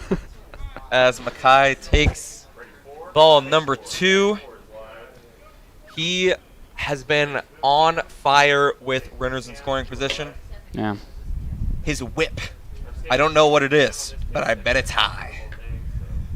I bet as well. Yeah. Sees one outside, 3-0 count. Addie Finnegan's at 528 average. That's insane. Yeah, dude, she's a dog. Wow. She's the one that hit the homer in the softball game. Okay. Dang. Star player. Bro, 1 in every 2 times hitting though Yeah. it's beyond devious. Yeah. As Makani Nabarro takes the first strike of the at bat that he didn't necessarily agree with. Now he's up in the count, 3-1. That one's low, takes that walk. Still 4 for 4. What a man. You know, a lot of people want hits, but walks are just as good. They are you know? just as good. If you've ever seen the movie Moneyball, Yeah. you know that. Indeed. Why do I want him? He gets on base. Makani Nabarro's on base percentage is 451. Yeah. It's almost half the time he gets on base. And that's going to have a nice buffer to it after today's game, yeah. 100%. As AJ 100%. Martinez from Livermore, shout out the Bay Area-ish. Livermore is kind of not the Bay Area. Not to be that guy, but it's close enough. They want to be part of the Bay Area. They do. They do. Yeah. And you know what? Depending on the day, I'll be nice enough to get some. Yeah. But he has had the best game defensively today by far, making his presence known, and a good offensive game as well. That's not to overshadow his offensive game. He has put bat on ball and gotten a deep hit. This is the pitcher. Yes. Chris Margella. Chris Margella is out there right now, hoping to hold the runners in scoring position on base. With 1 out here in the bottom of the 5th. Margella's been getting, down early in the count. Yes, he 3-0, is. 3-1. Yeah. Not ideal. Not what you want there. As, this umpire's strike zone is a bit low. Yeah. A little low. Maybe he's giving him some leeway because of the right. score. Yeah, But I that looked below the knees in my opinion. Ooh, there we go. It's definitely going to be a bullpen day. Yeah. As AJ Martinez takes his base, and Yock Sinclair comes up with bases loaded. This is a big opportunity. If you say half his last name with his first name, it sounds like Jackson. Yockson. Isn't there? You watch Invincible? I have not watched Invincible, but I have seen. Sorry, we gotta stay focused as Yock Sinclair hits one into the outfield and scores a runner. Runner's base is still loaded. Out still 1. I've seen 1 episode of Invincible, and it's the one in season 3 where Invincible's girl almost dies. And With then, Conquest? Yes, yeah. Conquest. That was really good. Is sick. I was just thinking because there's a character named Sinclair. Sinclair? Oh. Yeah. He's like a villain now. That is a very villainous name. I can't lie. No offense to Yock. Yock Sinclair is probably a really cool guy. Great guy. Very cool name. Yeah. I wonder where he's from. Yock. Yeah, right. I wonder if we're just assuming that. Yeah, right. Imagine he's just it's just Jack. Dude, I'm from Detroit. Yeah. Here's Hank Hansen with bases loaded from the great city of San Diego. Bases loaded, 1 out. A lot of pressure here. A lot of pressure. As these pitches keep going, the pressure is going to keep mounting more and more on Chris and less on Cuesta. Mm-hmm. They are definitely of the take first mentality. Here's a ball popped up deep, definitely going to score 1. Left fielder grabs it. Here comes the runner from third. Standing RBI. up. Not Nice. even close. Hank gets another. Did he have Another RBI? Yes. Another I think RBI. that's his third of the game. Yeah, Or honestly. maybe even 4th, honestly. He is right in the meat of that order. Oh, yeah. That would be Gavin Colombo stepping Colombo. up to the plate. Another His great 5th at hitter bat. He is also on fire, contributing greatly to the squad today as he takes strike 1 here with 2 outs. in the bottom of the third, bottom of the fifth. Pleasanton, Also, California. not really the Bay Area, but kind of the Bay Area, you know? I'm just going to be an asshole the whole day. Yeah. As Colombo hits one deep, center fielder getting under it. That one was to the warning track, but he was able to get under it and shield the sun, retiring the side for Oxnard, getting out of that one as the score is now 11-2. Cuesta Cougars are on top. That was another good inning by the Cougars, you know. Great inning. A bounce back from that scoreless inning, the one before, back to 3. And if we see over here, the Oxnard Condors have another pitcher in the bullpen. Yep. So I'll be interested to see if they're going to try and run the rest of this one out with a new pitcher every inning, or they're going to leave guys in there until it's time to take them out, or something else that we don't know has been planned. Yeah. But looks like Cuesta has also put in a new pitcher. We got a lefty now, number 17. Let's see what his story is. I wonder if the Condors are going to put something together here, you know. Mm-hmm. A lot of times you just can't get past that pitcher. It's a mental block. It is. You need him to switch it out. I think they are very excited about that pitching change. Yeah. Just to get some sort of something going.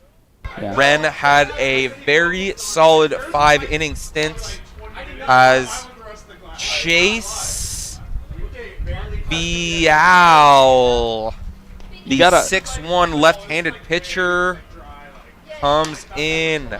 You also got to worry about, you know, the pitch count. Yeah. Can he start again in a week, you know? Right, exactly. You can't work him too much. Especially as we get later into the season, that's going to become more and more important. Heading into the playoffs soon, too. Exactly. The pitcher's one of the most physically demanding positions out there, you know, arm repetition hundreds of times a day. Yeah. Almost full power. Absolutely. It takes a toll on your tendons. It absolutely does. Chase is a unit, 205 pounds, Wow. 6'1", from Tuscadero, also a local chap. Nice. With his first pitch coming in a little bit low for the first ball of the first pitch of the fifth inning, sixth inning, top of the sixth. Top of the 6, yes. Amazing stuff. Nice. And for Oxnard, we have number 31. I believe that's Jacob Stringer. But that could also not be 31. I believe it is, though. It looks like 31. It does. I'm going to go out on a limb and say it is Jacob Stringer. Yep. Because, there it is. And actually, I would have known that if I had gone over the fact that Because he's got such a nice swing. he does. He does have a very nice swing. Seeing batters 4, 5, and 6 for his stint today. That's the meat and potatoes of the lineup. That right is there. the meat and potatoes. Jacob playing at first base, taking hefty swings, but that one is not enough. I think that was a strike. I think that counts as a strikeout. I believe that was a strikeout. Yeah. So outstanding work with the first batter from Chase Vial. And it looks like he is starting to settle in Yeah. as Braden Ferguson steps up the DH. Another big swing and another strike. These pitches are nasty. He's getting them swinging so much. So not much improvement in terms of seeing the pitcher for Oxnard. We'll see how that develops as this goes further. Also, I will be curious to keep an eye on the mercy rule, and I don't know how that works. We might be over past it because, like, the sixth inning. We'll see how that goes. We're adults here. There's, you know, you got to finish the game. Yeah, right. Hefty swing again, and another miss for Braden Ferguson. He's got 2 strikes with just 1 ball. Chase Vial sets up for the third pitch of the at-bat. That one is low, but Jack Grandel, again, great defensive catcher. Yeah, Trapping that keeping ball. that ball in front of you, yeah, it's big. Although, you know, No one on given base. there's no one on base. I forgot about that. That would be an important thing Yeah. to matter. But it's good practice. Indeed. For another strikeout. Wow. He's getting them with those high fastballs. Chase Vial is feeling good. Great variety in his pitches so far this inning. I think he only has 7 pitches, and so far he has 2 strikeouts. Yeah. So Incredible. that's got to feel good. Getting up early in the count and then finishing it when he's there, you know? Here comes Bryce Weege looking to make the story different than it currently is. But Not a good start there. They are having a tough time. Seeing this ball. Here comes the 0-1. That one's low. Starting to play with his food a little bit as he gets a little more warm. Just look at that specimen, bro. He's a unit. He's a unit. What are his measurements? He's 6'1", 205. Wow. That's a big boy. Yeah. Oh, I don't know what that. I think that was a strike, but it's okay. A little inside. 2-1 count, 2 outs here in the top of the 6th.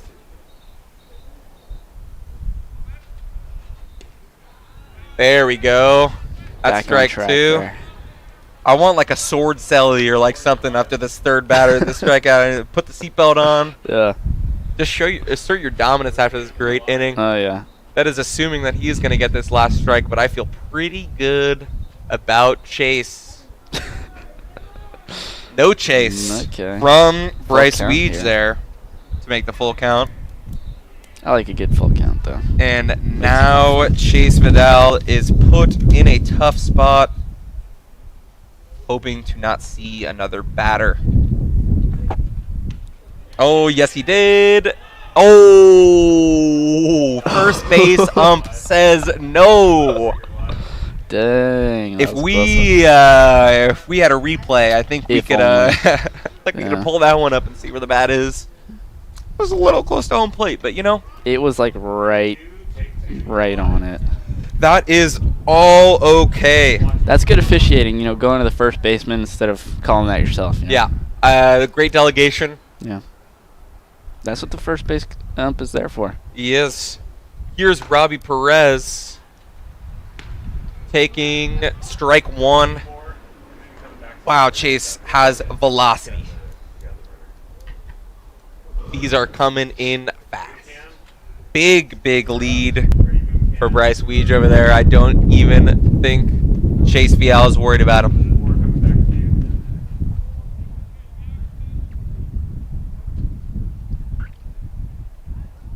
The wind is starting to settle down a little bit, I hope. Yeah, I don't think so. Yeah, I think I'm jinxing it. That It's good one's to be high. optimistic, though. Bring the count to 2-1 Yeah. on the top of the 6th. 11-2 still here for the Cuesta Cougars.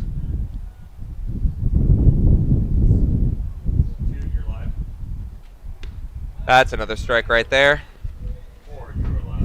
2 balls, 2 strikes, 2 outs. We've definitely seen a difference even from the beginning of this inning with these pitches here, you know. Yeah, he's starting to. Losing a little control, a little bit of command over these at-bats, but hopefully he can turn it around here. You know, that's the interesting thing with a. Oh, And he got nice him. pitch. Got it in the bottom of the zone. Got that walk, but you know, no hits. Yeah. And that was still a very, very dominant inning. Heading into the bottom of the 6th with a 9-point lead. I would assume they are feeling pretty good about themselves here. You know, as a pitcher, I think I'd rather have a hit because, you know, with a hit you're trying, but the walk, it shows like, oh, you don't have command over your pitches, you know. You know, that's honestly a very good But point. Either one doesn't really matter. At the end of the day, as long as the runner doesn't score, the runner doesn't score. And that is what's been happening for the past 5 innings. Consecutive innings, yeah. Cuesta has been dialed in. They gave up 4 hits in the first, I believe, 2 runs, and then since then they've only given up 1 more hit. At the beginning of this game, I really thought it was going to be a high-scoring game the way the first inning went. But And it has slowed down, particularly for the Oxnard Condors. Yeah.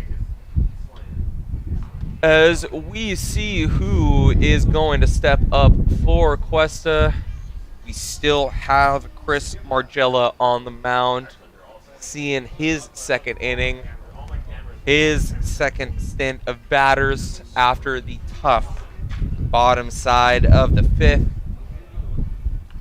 I believe I can't see, and I'm supposed to be looking at the camera, so I'm going to find out who's batting when we cut. But as of right now, things are still moving in the right direction for the Cuesta Cougars.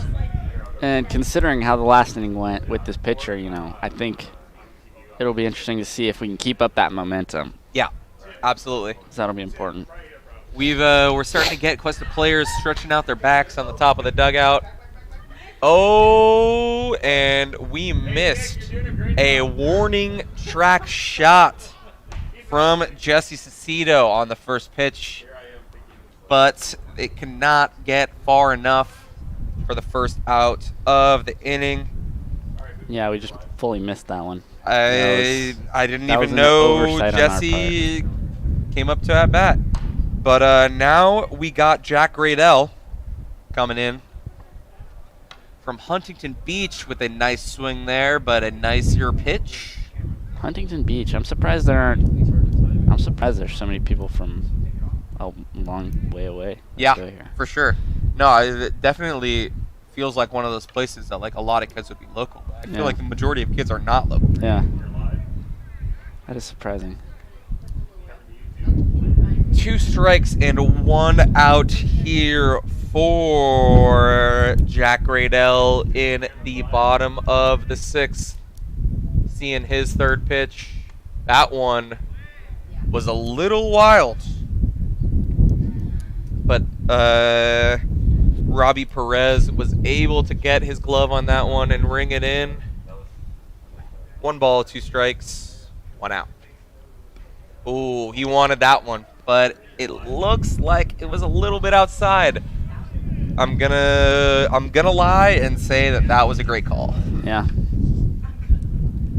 It's also interesting that pitchers can, go for it a little more. They don't have to worry about the wild pitches. With no base runners. I don't know about that one, Blue. He just struck out on a ball that was in the dirt, basically. But you know what? It's all okay, because we have Sean Rivas coming up, and he's got us. No runners on base, no problem. 2 outs, no problem.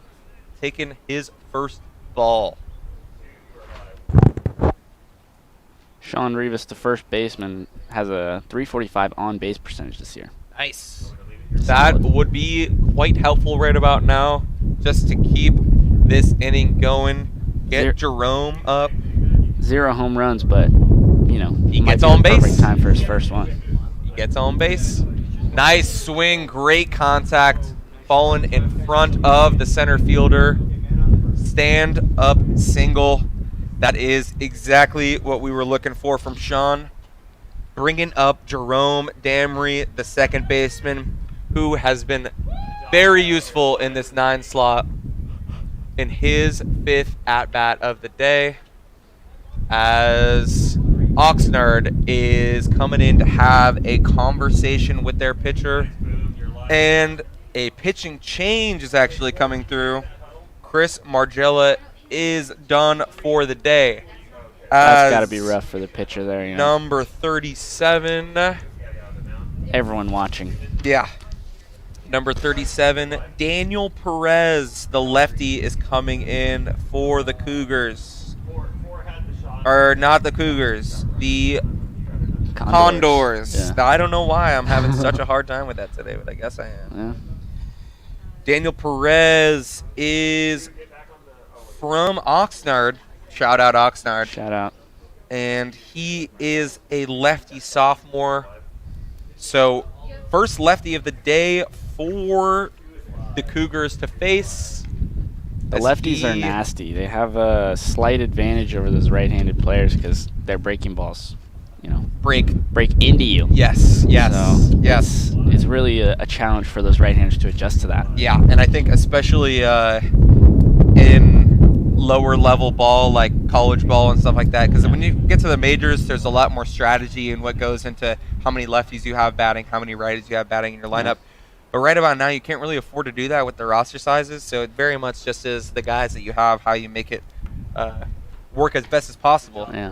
So that will be very interesting to see how that goes for the plethora of righties.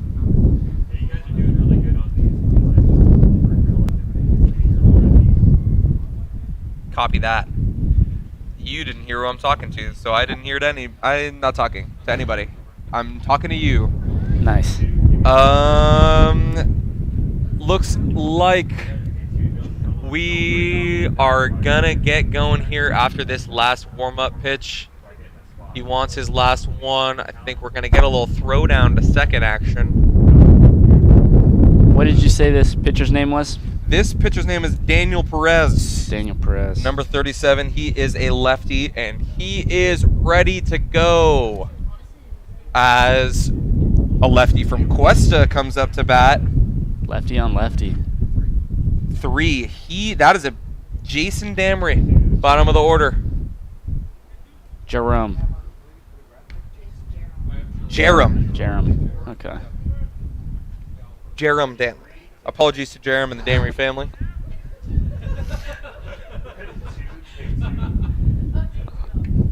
One 0 count.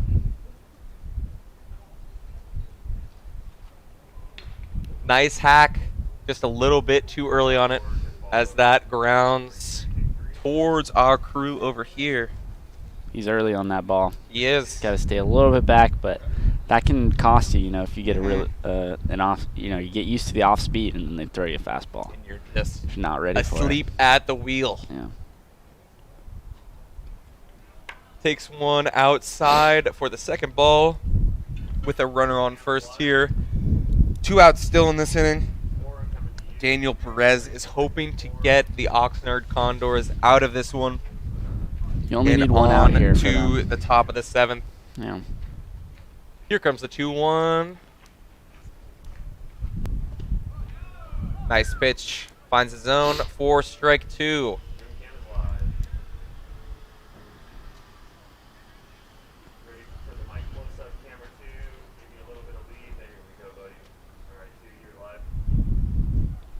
Jerome looking ready to swing with 2 strikes and 2 balls. And that is strike 3. End of the inning. So, Cuesta's going to start at the top of the order when we get to the bottom of the second. But for right now, Cuesta's got to play some defense to keep this 9-point lead alive. Welcome back to the 2 best people ever in not quite the 7th inning stretch. I don't know if they play the Cracker Jack song, but if not, we're going to sing it for you. Look out for that. And if I had to guess who was batting, we're just getting all sorts of balls over here. We got 1 ball, 2 balls, 3 balls, and 4 balls. Say, for example, you want to throw a curveball. Let's go. Pitching etiquette. See this seam right here? You're going to put your hands there. And as you release, you're going to basically curve it. And it's going to go like that. And as it goes towards you, curveball. As it goes towards you, the side where it's going slower, like it'll have more friction with the wind, and then it'll pull it that way. So it's pretty crazy, That is awesome. I do not know how to do that. Yeah. I can do the 2 seam, which, believe it or not, there's 2 seams right here, and then you put your fingers on the 2 seam, and then you rip it as hard as you can. And there's a little bit of spin. Indeed. And it moves a little bit more than that 4 seam, so it's kind of like a the circle change. I'd throw it batters and they would duck. Yeah. They would just kind of lob I've been trying to work on my sinker, where it's just basically the opposite of a curveball. Yeah, those are tough. It's hard to do. Those are tough. It's And really tough. what's really interesting for high-level pitchers is they can even replace their fastball with sinkers. Yeah. And they That can is throw crazy. it in the upper 90s. And while we were away, Cuesta threw in a new pitcher for Chase Vial. Looks like number 5. Number 5 is Jack. 12 is the pitcher? Yeah, it's a new pitcher. That is Jack Stannard. A lot of Jack. Lots type of Jacks. Names, you know, Yak, Jack. There's 2 Jacks on Cuesta. There's a Jacob, which is pretty close on Oxnard. Pretty close. Pretty close. And then another Jack. Jack Stannard is 6'5". 6'5", wow. Righty. From Granite Bay. As one sneaks up the line and stays fair. And Oxnard is pretty excited about that one. And I think I would be too. Got him fired up there. This might be the momentum shift that they need, you know. Leadoff Get hit 'em. for them in the top of the 7th. As Caden Palanca is able to find his way to first. Jack looks a little upset about that, and I can't blame him. But we gotta move to the next batter. Yeah, this is an important threshold for our pitcher here, you know. Absolutely. Luis Cervantes is coming up, seeing Jack for the first time, batting for third time. Grounder to second, flips, easy double play. Incredible defensive effort there. Who cares about Caden Palanca on first base anymore? Not Cuesta, Gone. because he is no longer there. Great play, bringing up William Dalton, top of the order. Cuesta's also going to have the top of the order at their next at-bat. But William Dalton's here with 2 outs and no runners on base as he takes the first ball of the at-bat. I believe this is their 4th time around the order. And then Cuesta has had 5, and they're going to start their 6th. That is ball 2 for William Dalton, the left fielder. I'm really surprised they took out the pitcher from the last inning. I thought Yeah, he was right. doing very well. He, like you were saying earlier, he did start to lose some of that control, though. He Yeah. could just be one of their closers that they only want 20-something pitches with, Yeah. and they need him to show up pretty much every game. Yeah. He's good for 1 inning. Yeah, you right. know. Hard hit ball just gets through AJ Martinez, the shortstop. Great effort, but you can't get to everyone, you know. Yeah. And that one sneaks by for a single. Especially with how Cuesta's been controlling the base runner so far today. You know, Yeah. a runner on first doesn't really. We've Doesn't seen it really mean before, anything. and we've gotten through it before. Yeah. Isaiah Justo's coming up, the second baseman, and William is taking a nice lead there with his neon green arm sleeve and red sliding glove. I don't know who his stylist is, but we're going to have some words after the game. Yeah. Here comes the 1-0. That one sneaks in there. Nice pitch. 1-1 with 2 outs here in the top of the 7th on this Wednesday afternoon. Pickoff to first. He was getting quite a big lead off there, you know. He is vehemently teasing Indeed. our friend Jack Stannard, the 6'5" demon. From, where's he from? Jack. Bolton. Nope. Grant, Draper, Utah. Nope. Granite Bay. Draper, Utah. Wait, Draper, Utah? no. It's Jack Standard, right? Yeah. Oh, yeah. Oh, yeah, that was Granite Jack Bay. Sinclair, right? I can't read Granite Bay. I don't know where that is. I was just about to ask you. I have no idea where that is, but that's cool. You know what? Yeah. We're going to do some geography right now. Good 2-2 old Google count, Maps. 2 outs. And it is still Isaiah Justo up at the plate. It's a Takes long one at-bat. outside. Full Granite count. Bay. It is 4.5 hours away from here. It is right outside of Sacramento. So Bay Area. Wannabe Bay Area. Wannabe Bay Area. Let's make that for sure.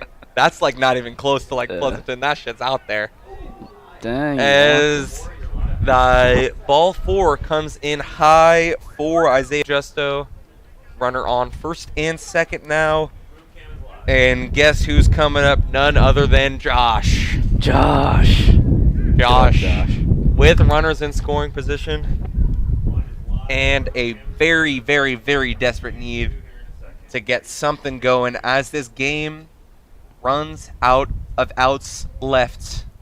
Yeah, Jack Stander's got to take a deep breath here, I think. He does. You know, he's 2 outs here. He's well within reason. He's but getting he's just a lull in gotta his head, I think. find the zone, stay calm. There's one right there. Beautiful. Great pitch.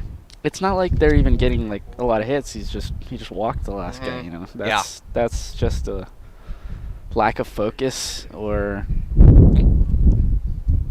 Other something like minor that. details. Yeah. Nice swing. Shortstop makes the play. Wow. AJ Martinez. He is everywhere. Oh my gosh. That was a great camera angle we just saw there. That That was actually perfect. this kid cannot miss. He is a gold glover out there at shortstop, and it makes absolute sense why they put him at shortstop, because he makes every play that comes his way. And he's a two-way player. And he's a two-way player Which because is that dude can get on base. Even more impressive. As we are into the 7th inning stretch of today, I don't think we're going to have time for a full 7th inning stretch anthem, but we can talk about Cracker Jacks and whatnot. Obviously, I would be repping Giants. Do you have a baseball team that you Given that I'm, originally was born and raised until about middle school in Seattle, I'm a bit of a Mariners fan. I Nice. try to get the Mariners. Nice. Hey, that's a great pick, You know. They're not too good that people hate them, Yeah. but they are a successful team with lots of young hope coming They up. did really good last year, you know. They did. They They didn't. did. They're not starting so well this year, but I think, it's up and down throughout the season. So Yeah. Well, they're at 500. You know. the Giants are below 500 and they suck. Yeah. So that's been terrible to watch And they have for a good amount of time, you know. And I'm honestly enjoying watching Cuesta Yeah. play a lot more than the past couple of Giants games that I've seen. Enjoy So, watching them win. That's yeah. nice. Yeah. This one has gotten progressively more and more out of hand over the past couple innings. Oxnard had a bit where they started to hold them down, but it just kept going. And it's the hits that's really getting them. 16 hits to 7 hits. Yeah. That's a Here is Makani Nabarro on his 6th at-bat for the day. He is 4 for 4 with a walk. See if he can keep that 1,000 batting average on the day alive. yeah. As he ropes one that is caught by the center fielder Right in the sun though. right in the Unfortunately. sun. He made great contact. That's all you can ask for. Can't keep hitting And forever. he has had a hell of a game. Yeah. So there is absolutely nothing to feel bad about that one. As A.J. Martinez comes up to the plate, the MVP of the day, dare I say. Yeah. Honestly, I don't think that's crazy to say that. Not ridiculous. Takes one for a strike with one out here in the top of the bottom 6. Bottom 7, sorry. Top 8. Wait. Bottom 7. Okay. Hard hit ball by AJ, gets by the second baseman to the left fielder. He thought about going to, he wanted it, but the base coach said no. So AJ yet again making a major contribution to this team, setting up Yock Sinclair to get something going here. With 1 out in this Wednesday afternoon game at exactly 3:58 p.m. right now, if Nice. you're curious. Good to know. And it looks like Oxnard's got another Yeah, I think pitcher in the bullpen. they're going to here. try and get out of this inning with our friend Daniel Perez, Yeah. but they have someone warming up just in case things don't go their way. As the 1-0 comes to Yock. That one's low. Ball 2. Fixing his batting glove there, getting a little grip. Yock's got 7 stolen bases this year, so he's got a little bit of speed there. Okay. You know, 7 stolen bases. He's got a couple hits on the day as well as that one yeah. coasts inside for the 3rd ball. I think he has definitely been given the no swing call, Yeah, especially with the score being where it is. especially at 3-0. Let's see what comes down here. Right know, down the middle. On those, I almost want him to swing. I know, Like, no. 'cause You almost know it's going to be a strike. Just Yeah.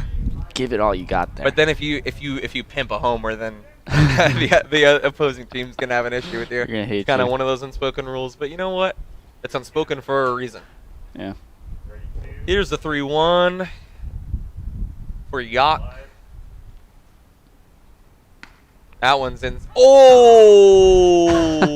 That was the same pitch as the last one. I He don't know why he's was mad about ready that. to take a little journey, He was ready for that one, yeah. and the home plate umpire said, "Not today. Maybe tomorrow, but not today." That one looks like it was very close to the hands, Yeah.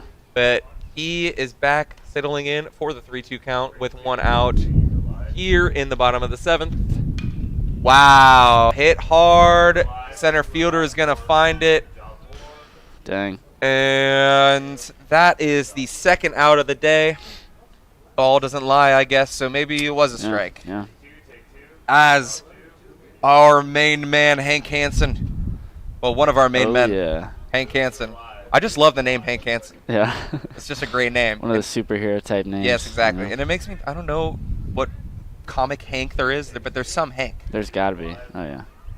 But he is having a nice day for himself as well, seeing the first ball come through on this at-bat number 6 for the man out of San Diego, La Jolla Yeah. specifically. San Diego area. I'm going to be honest, I've never been to San Diego, so I don't know, like, Me the whole neither. Encinitas, La Jolla. Do they consider themselves San Diego? I couldn't tell you. That one's high for the 2nd ball. Lots of geography questions we're getting today. I wasn't ready for that one. Yeah. Granite Bay's in Sacramento, though. That's the important fun fact of the day. Good to know.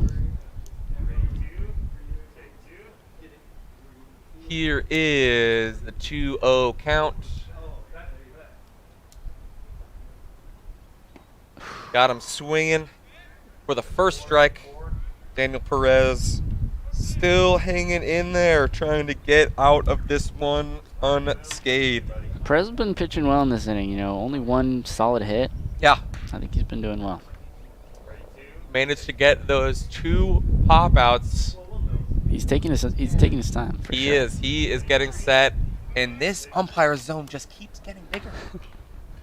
Well, they are up 11-2. I think So, that is the there might be a correlation little there. bit. Correlation doesn't equal causation, but Correct. it's getting a little correlated for my liking. The 2-2 count.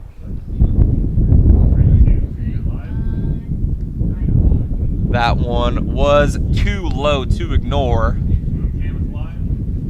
I think the ump just wants to go home and get his home-cooked meal from his supposed significant other. I don't want to assume, but it would be nice. How can an ump like this have anyone love him? I know. I don't know.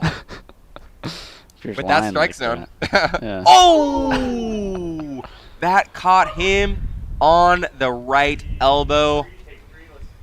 Pitcher He thought wore it strike like a zone champ. is the whole box, you know, Yeah, you know, including the batter's box. If that didn't hit him, I think that would have been a strike call. if you really want me to go out on a limb there, Yeah. But Hank advances AJ Martinez over to second as Gavin Colombo steps in for his 6th at bat of the day.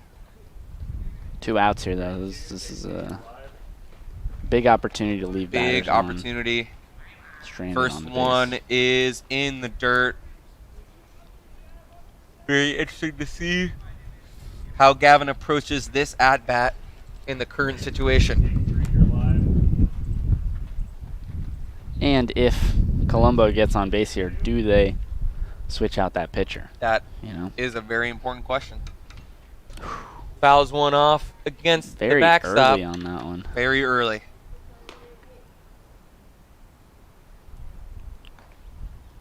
Bringing the count to 1-1.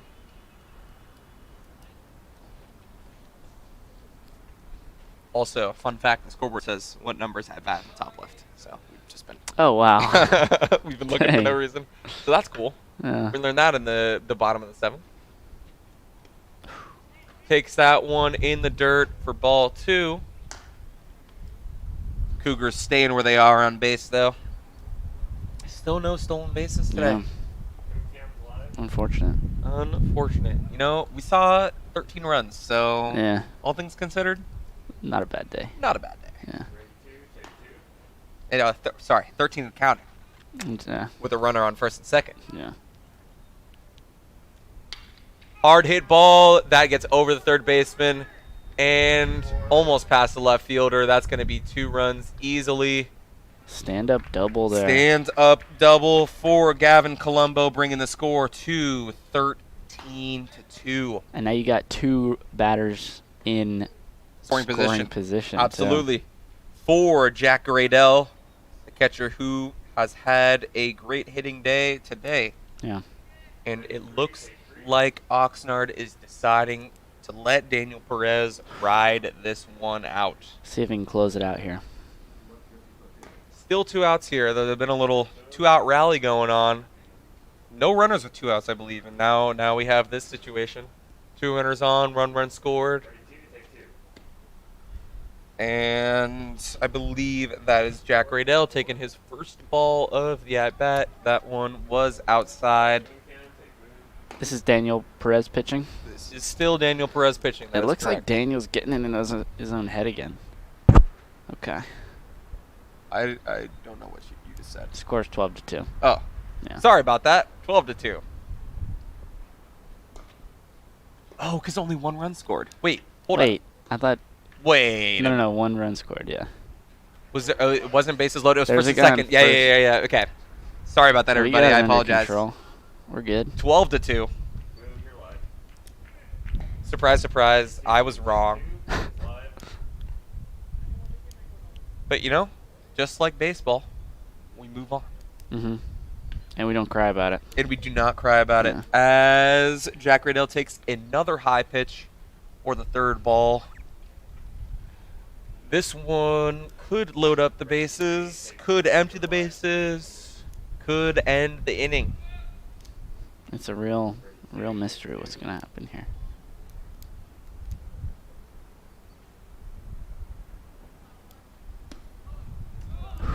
Classic 3-0 count strike call. Yep. Couldn't be anything else, of course. Mhm. Gotta swing on some of those, man. It's killing me. It Come definitely on. is. They're just laying it out on a Yeah. platter. Oh, this one is high, but there's not going to be enough on it. Center fielder comes in and makes the grab. There it is. And that ends the inning with 2 more runners stranded, but another run added to the total. 12 Cuesta Cougars, 2 Oxnard Condors, heading into the top of the 8th. And little more than an inning to play, depending on what goes on. Yeah.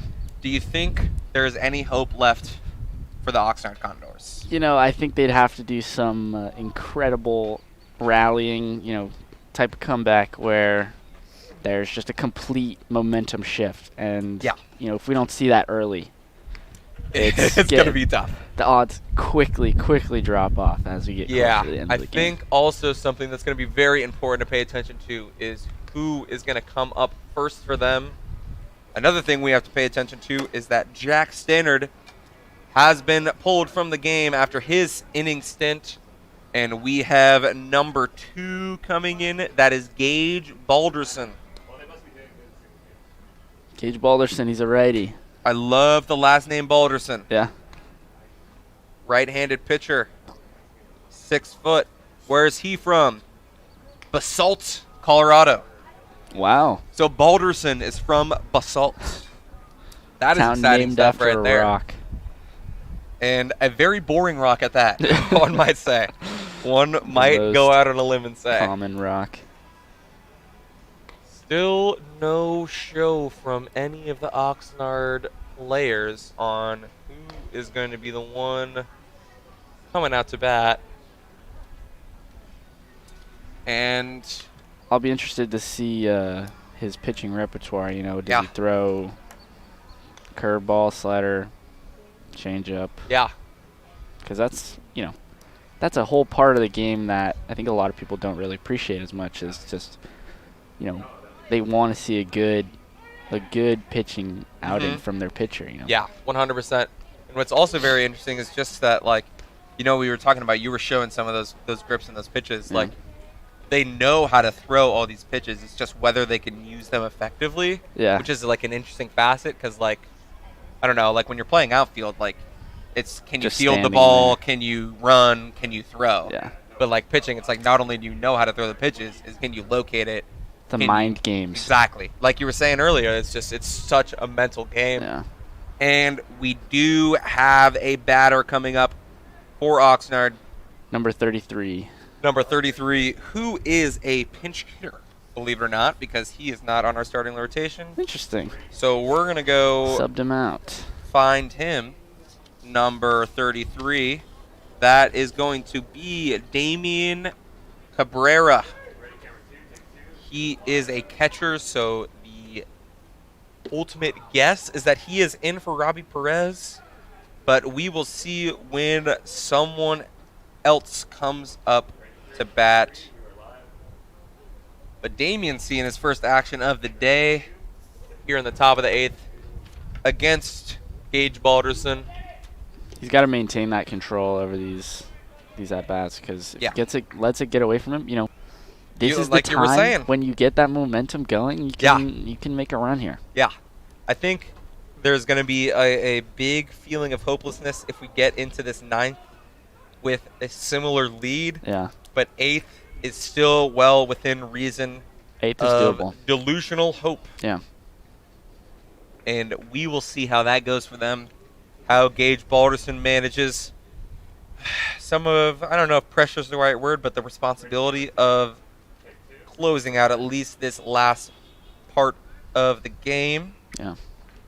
As one is in the dirt, as he struggles to find the zone. 3-1 count for Damian Cabrera. It's not much pressure on the pitcher at this point, but you've still got to keep your head absolutely as if, you're down and you're pitching absolutely to close out this game because that's really what it is here. Mm-hmm. There's another strike that we see, bringing it up to a full count. And I just got a Doritos Locos taco delivered to me, so that is exciting. Hard hit ball to right field is going to stay fair, but of course, Yacht Sinclair is there for the catch. Retiring Damian Cabrera. Now, let us see who is coming up next. Dare I say, that is number 9, who we also have not seen. Another this is getting pinch hitter. a little confusing because I don't know where we are in the order whatsoever. But this is Justice Smith's first stint of the game today. Let's Justice see. Smith, you said? Justice Smith, Okay. the 5'10" outfielder from Encinido? Escondido. Escondido. Sorry about that. We're going to do another geography lesson really quick and Yeah. find out where the hell that is. My guess is near LA. Yeah, near that's a safe bet. Yeah. As he takes one inside for ball 2. Lots of interesting names from hometowns. Yeah. A lot of people out of town. It's crazy.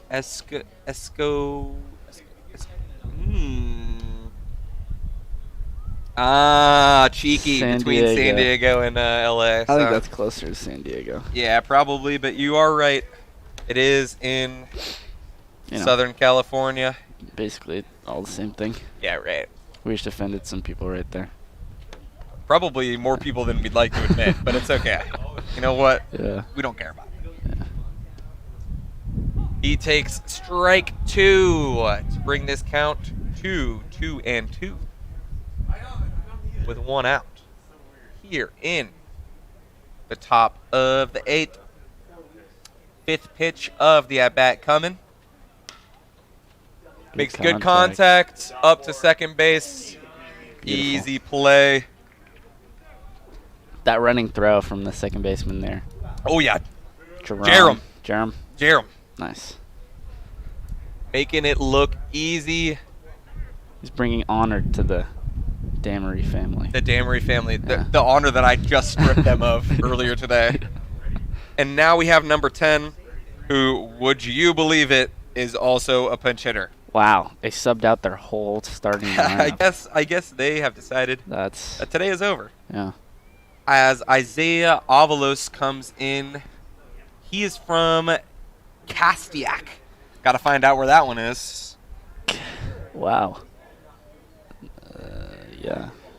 We are doing 133 miles, and that is just north of LA, near Santa Clarita. It's out in the middle of nowhere. Yes. Dang. Big time nowhere. Yeah. But it is okay. Small town boy. He's You a know? small town boy in a big town world. That's Slow the as a saying. big town. Slow as big town. Slow as a As small medium town. I would, dude, it's like small vibes, but there's a lot of people. Yeah. They try to keep it small vibes, you know. It's working less and less. Yeah. You know. Here comes the 1-1 pitch with 2 outs. Contact. That one is going to go foul. Doggone it. Bringing I it see- to 1-2. I see it on the monitor and then I look up. Yeah, right. Can't find it. Damn. That's how I assume that it's foul, but I didn't actually see it go foul. Yeah. I think that's a fair assumption. This one's hit fair. Wow. Oh. Good off target effort. there. That is probably one of the harder plays you're ever going to have to make. And Isaiah Avalos gets in safely with his first hit and his first at-bat. Are they going to surprise us with someone new now? Yes. Number 6, Wyatt Thomas from Agora Hills. LA. Near. You know that? No. Okay, I cool. think it's near like Woodland Hills, Okay. but I could be wrong. Because I feel like I've driven through there. Wow. You are absolutely right. Spot on. Let's go. Spot on. Hell yeah. That is impressive stuff there. Thank you. As we are strengthening our geography. And that throwback there from, or just now from Jerem, you know, he might have just gotten a little impatient. And I don't want to say impatient, but you know, No, I feel like impatient He's is actually. anticipating it maybe a little bit before. I think would've been good. that's a good way to put it, because if he came to set his feet, you know, and make sure that throw is getting right to where it needs to be, that maybe you get him out in that situation. Obviously, it was a little bit closer of a beat out between Yeah. the throw and the runner. So who knows what would have happened? You plant your feet, that throw goes faster, and Yeah. it gets on target. So That you is know, a you great have a better point. chance. You do have a better chance. But Although it looks cooler to make like a it jumping does. throw. It does look much cooler as this ball's hit hard to right field. But again, Yock Sinclair making it look easy, ending the top of the 8th with still no runs since the first for the Oxnard Condors. This has just been an unfortunate game for Oxnard, really. You know, they've got runners in scoring position. Many they just times. haven't been able to Convert. execute. Yeah, absolutely. 8 hits and only 2 runs. That is unfortunate. That's That tough. is unfortunate. Yeah. Cuesta's most likely last time batting Yeah. today, as we'll show off our Doritos Locos Taco that we got delivered. We're going to wait to eat it for your sanity, You don't want to hear us crunching on that. but just know that we're going to have a really good time with that one Oh, yeah. after we are out of here. Go to town on it. But we still have a whole inning to get through. And as they say, anything can happen. It's only a 10 run game, you know. Score 10 runs here. Score or 10 go in runs extra here. innings. Yeah. Or more. Win the game. This could be big. But as each out, you know, progresses, Yeah, it gets less it's going to, and you less know, and less likely. the life just gets sucked out of you. Looks like Daniel Perez has finally been relieved of his duties. And number 27, Chasten Rice, is coming in for the Yep. bottom of the ace. Just trying to minimize the damage. He is also a right-handed pitcher. And let's see where he's from. Oh, shit. I just had him. He's number 27. 27, of course. 27. That's no, just kidding. That's Derek Bencourt. Sorry, Chasten Rice. Where the hell? Where did I see Chasten Rice? 26. Oh, okay. Well, that's awesome. Sorry about that, Chasten. Sorry about that, Derek. Derek Benincourt. Derek Bencourt. Bencourt. Thank you, brother. Bencourt. He is also a righty. And he is from Rio Mesa, which is also in Oxnard. Shout out to Oxnard. Shout out to California. Yeah, just in general. As number 40, believe it or not, a pinch hitter for the Cuesta Cougars comes up. That is going to be Christopher Johnson, the 6'3" first baseman, as he flies one and the shortstop able to get there in time. He is a local from Slow High School, Nice. so he is also a freshman. I would imagine he is going to be in a little bit bigger of a role next year, as we see Oh, yeah. who is coming up. Number 32, that is going to be Howlin Trumbull. You know, a lot of these Cuesta baseball players, you know, they're thinking, do I want to play baseball at Cal Poly if I transfer there? Yeah, for sure. This is a great opportunity to, like, show off your Yeah, for sure. skills, you know, because this 100%. is, we're live streaming this. This is recorded. You know, they got their stats recorded and all that. So They do got their stats recorded. this is the stomping grounds of the pre-Cal Poly players. Yes, it is.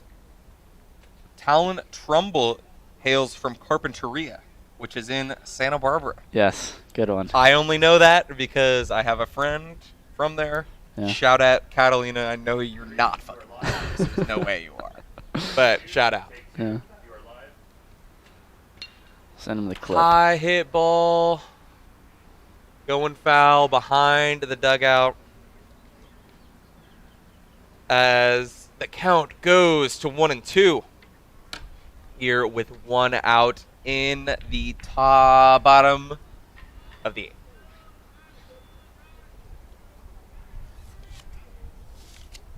Is this another pinch hitter? It is another pinch hitter. Hmm.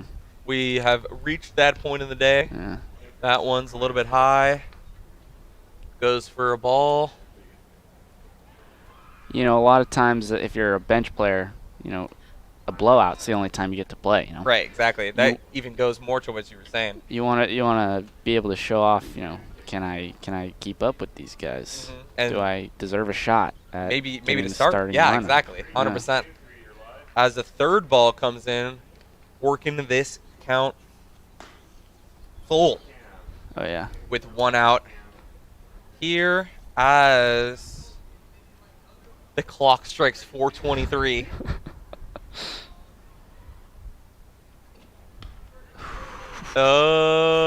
All right, ump. First base ump needs to go. He wants to go. I think that was definitely a swing, though. You know. You know what? I would say was- that's probably a swing if the other one against Oxnard wasn't called or was I also like called that. a swing. I like that take. But I don't know about that one. Yeah. But again, at the end of the day, 10-run lead. Bygones will be bygones. Yeah.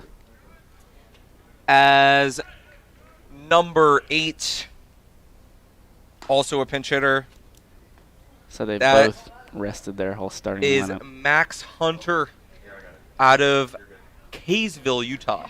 Ooh. Another Utah boy. I wonder if he knows Yock Sinclair from Draper. And Utah. how There's another far player from Utah? is Draper from Kaysville? That is the question.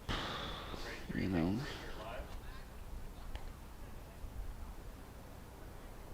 2 outs here with a 1-1 count. There's an Oxnard player from Washington, Utah. Oh shit! Where was he? I didn't even know they had that. Hard hit ball. Right fielder's got it. That is going to wrap up the bottom of the 8th as we come into what could possibly be the final half inning of today. Ryder Elenis. Ryder Elenis is the Also from man Utah. So they've from got Washington.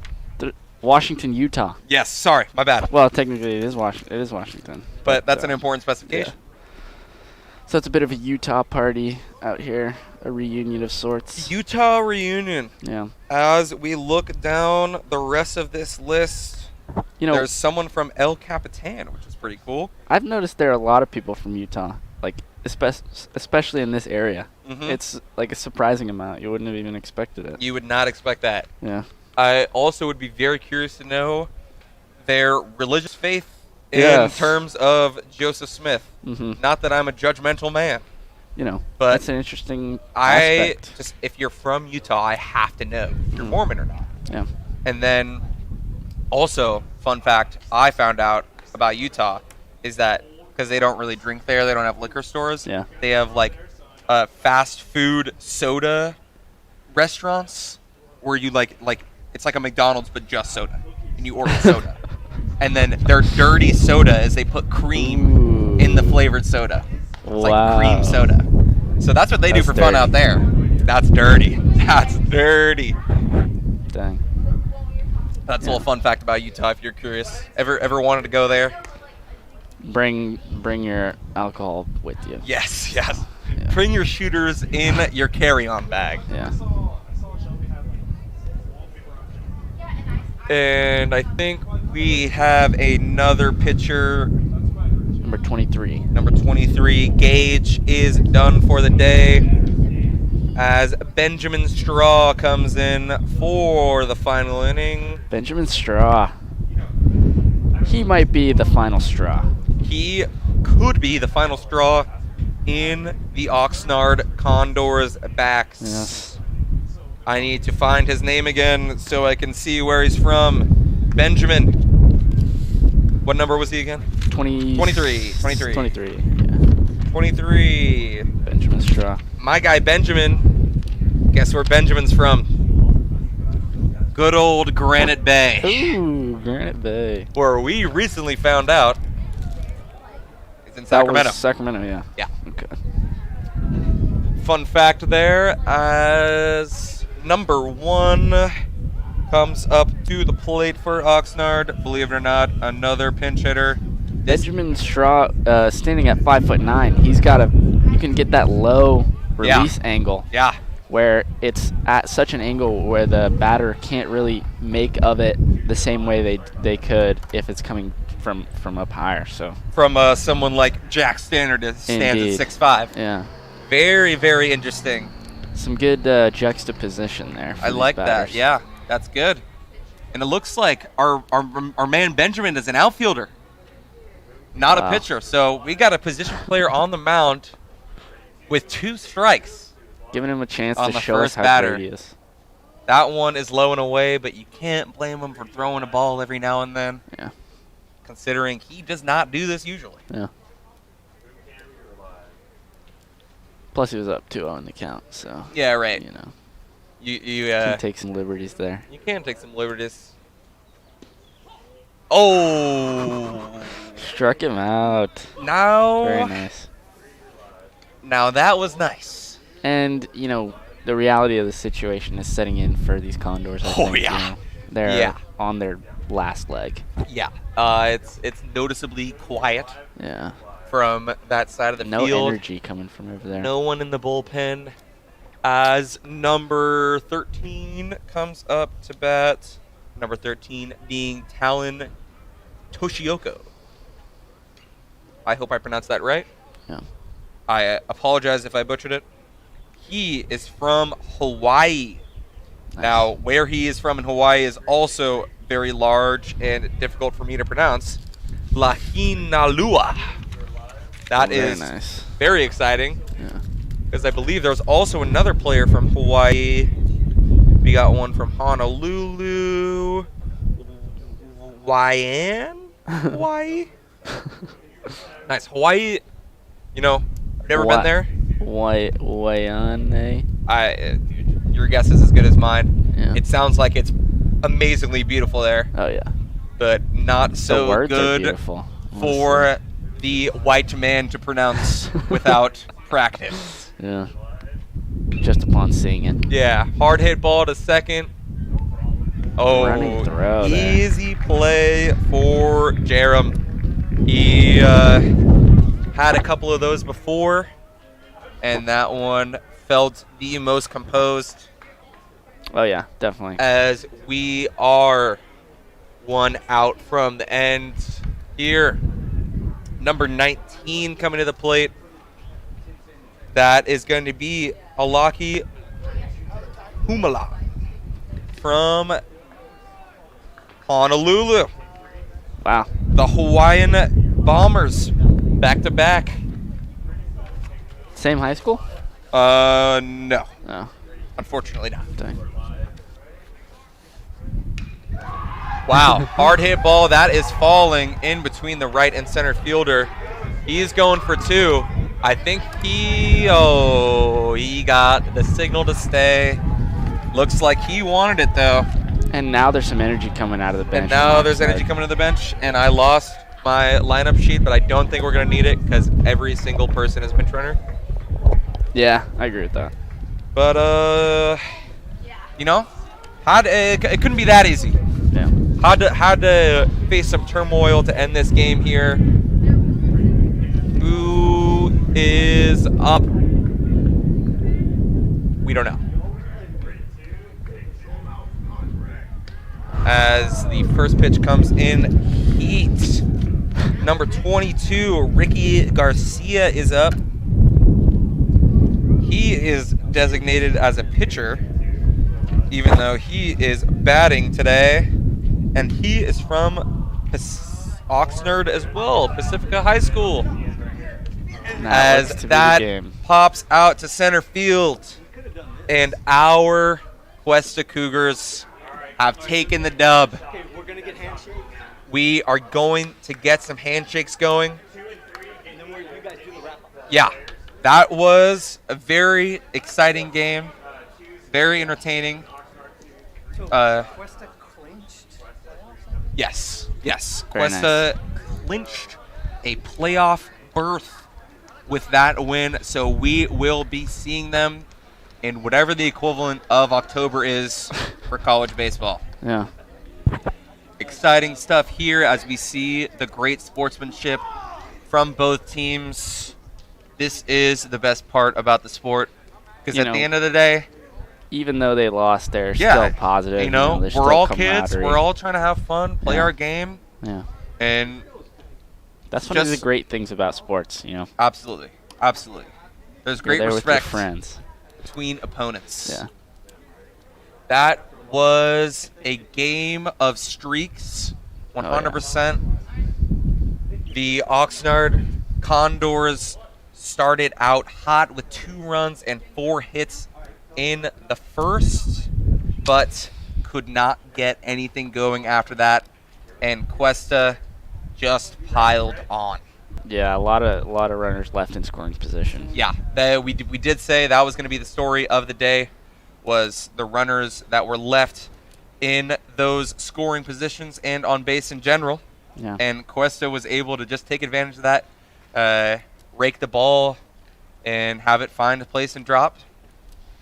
So yeah, that is all for our broadcast. This has been a Cuesta College production, film, TV, electronic media department with our GOAT, Professor Arnaud.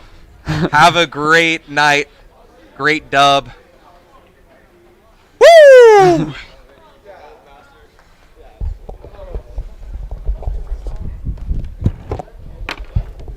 Very nice.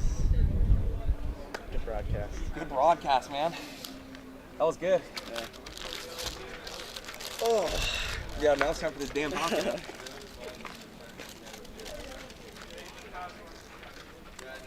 I don't want to clean up.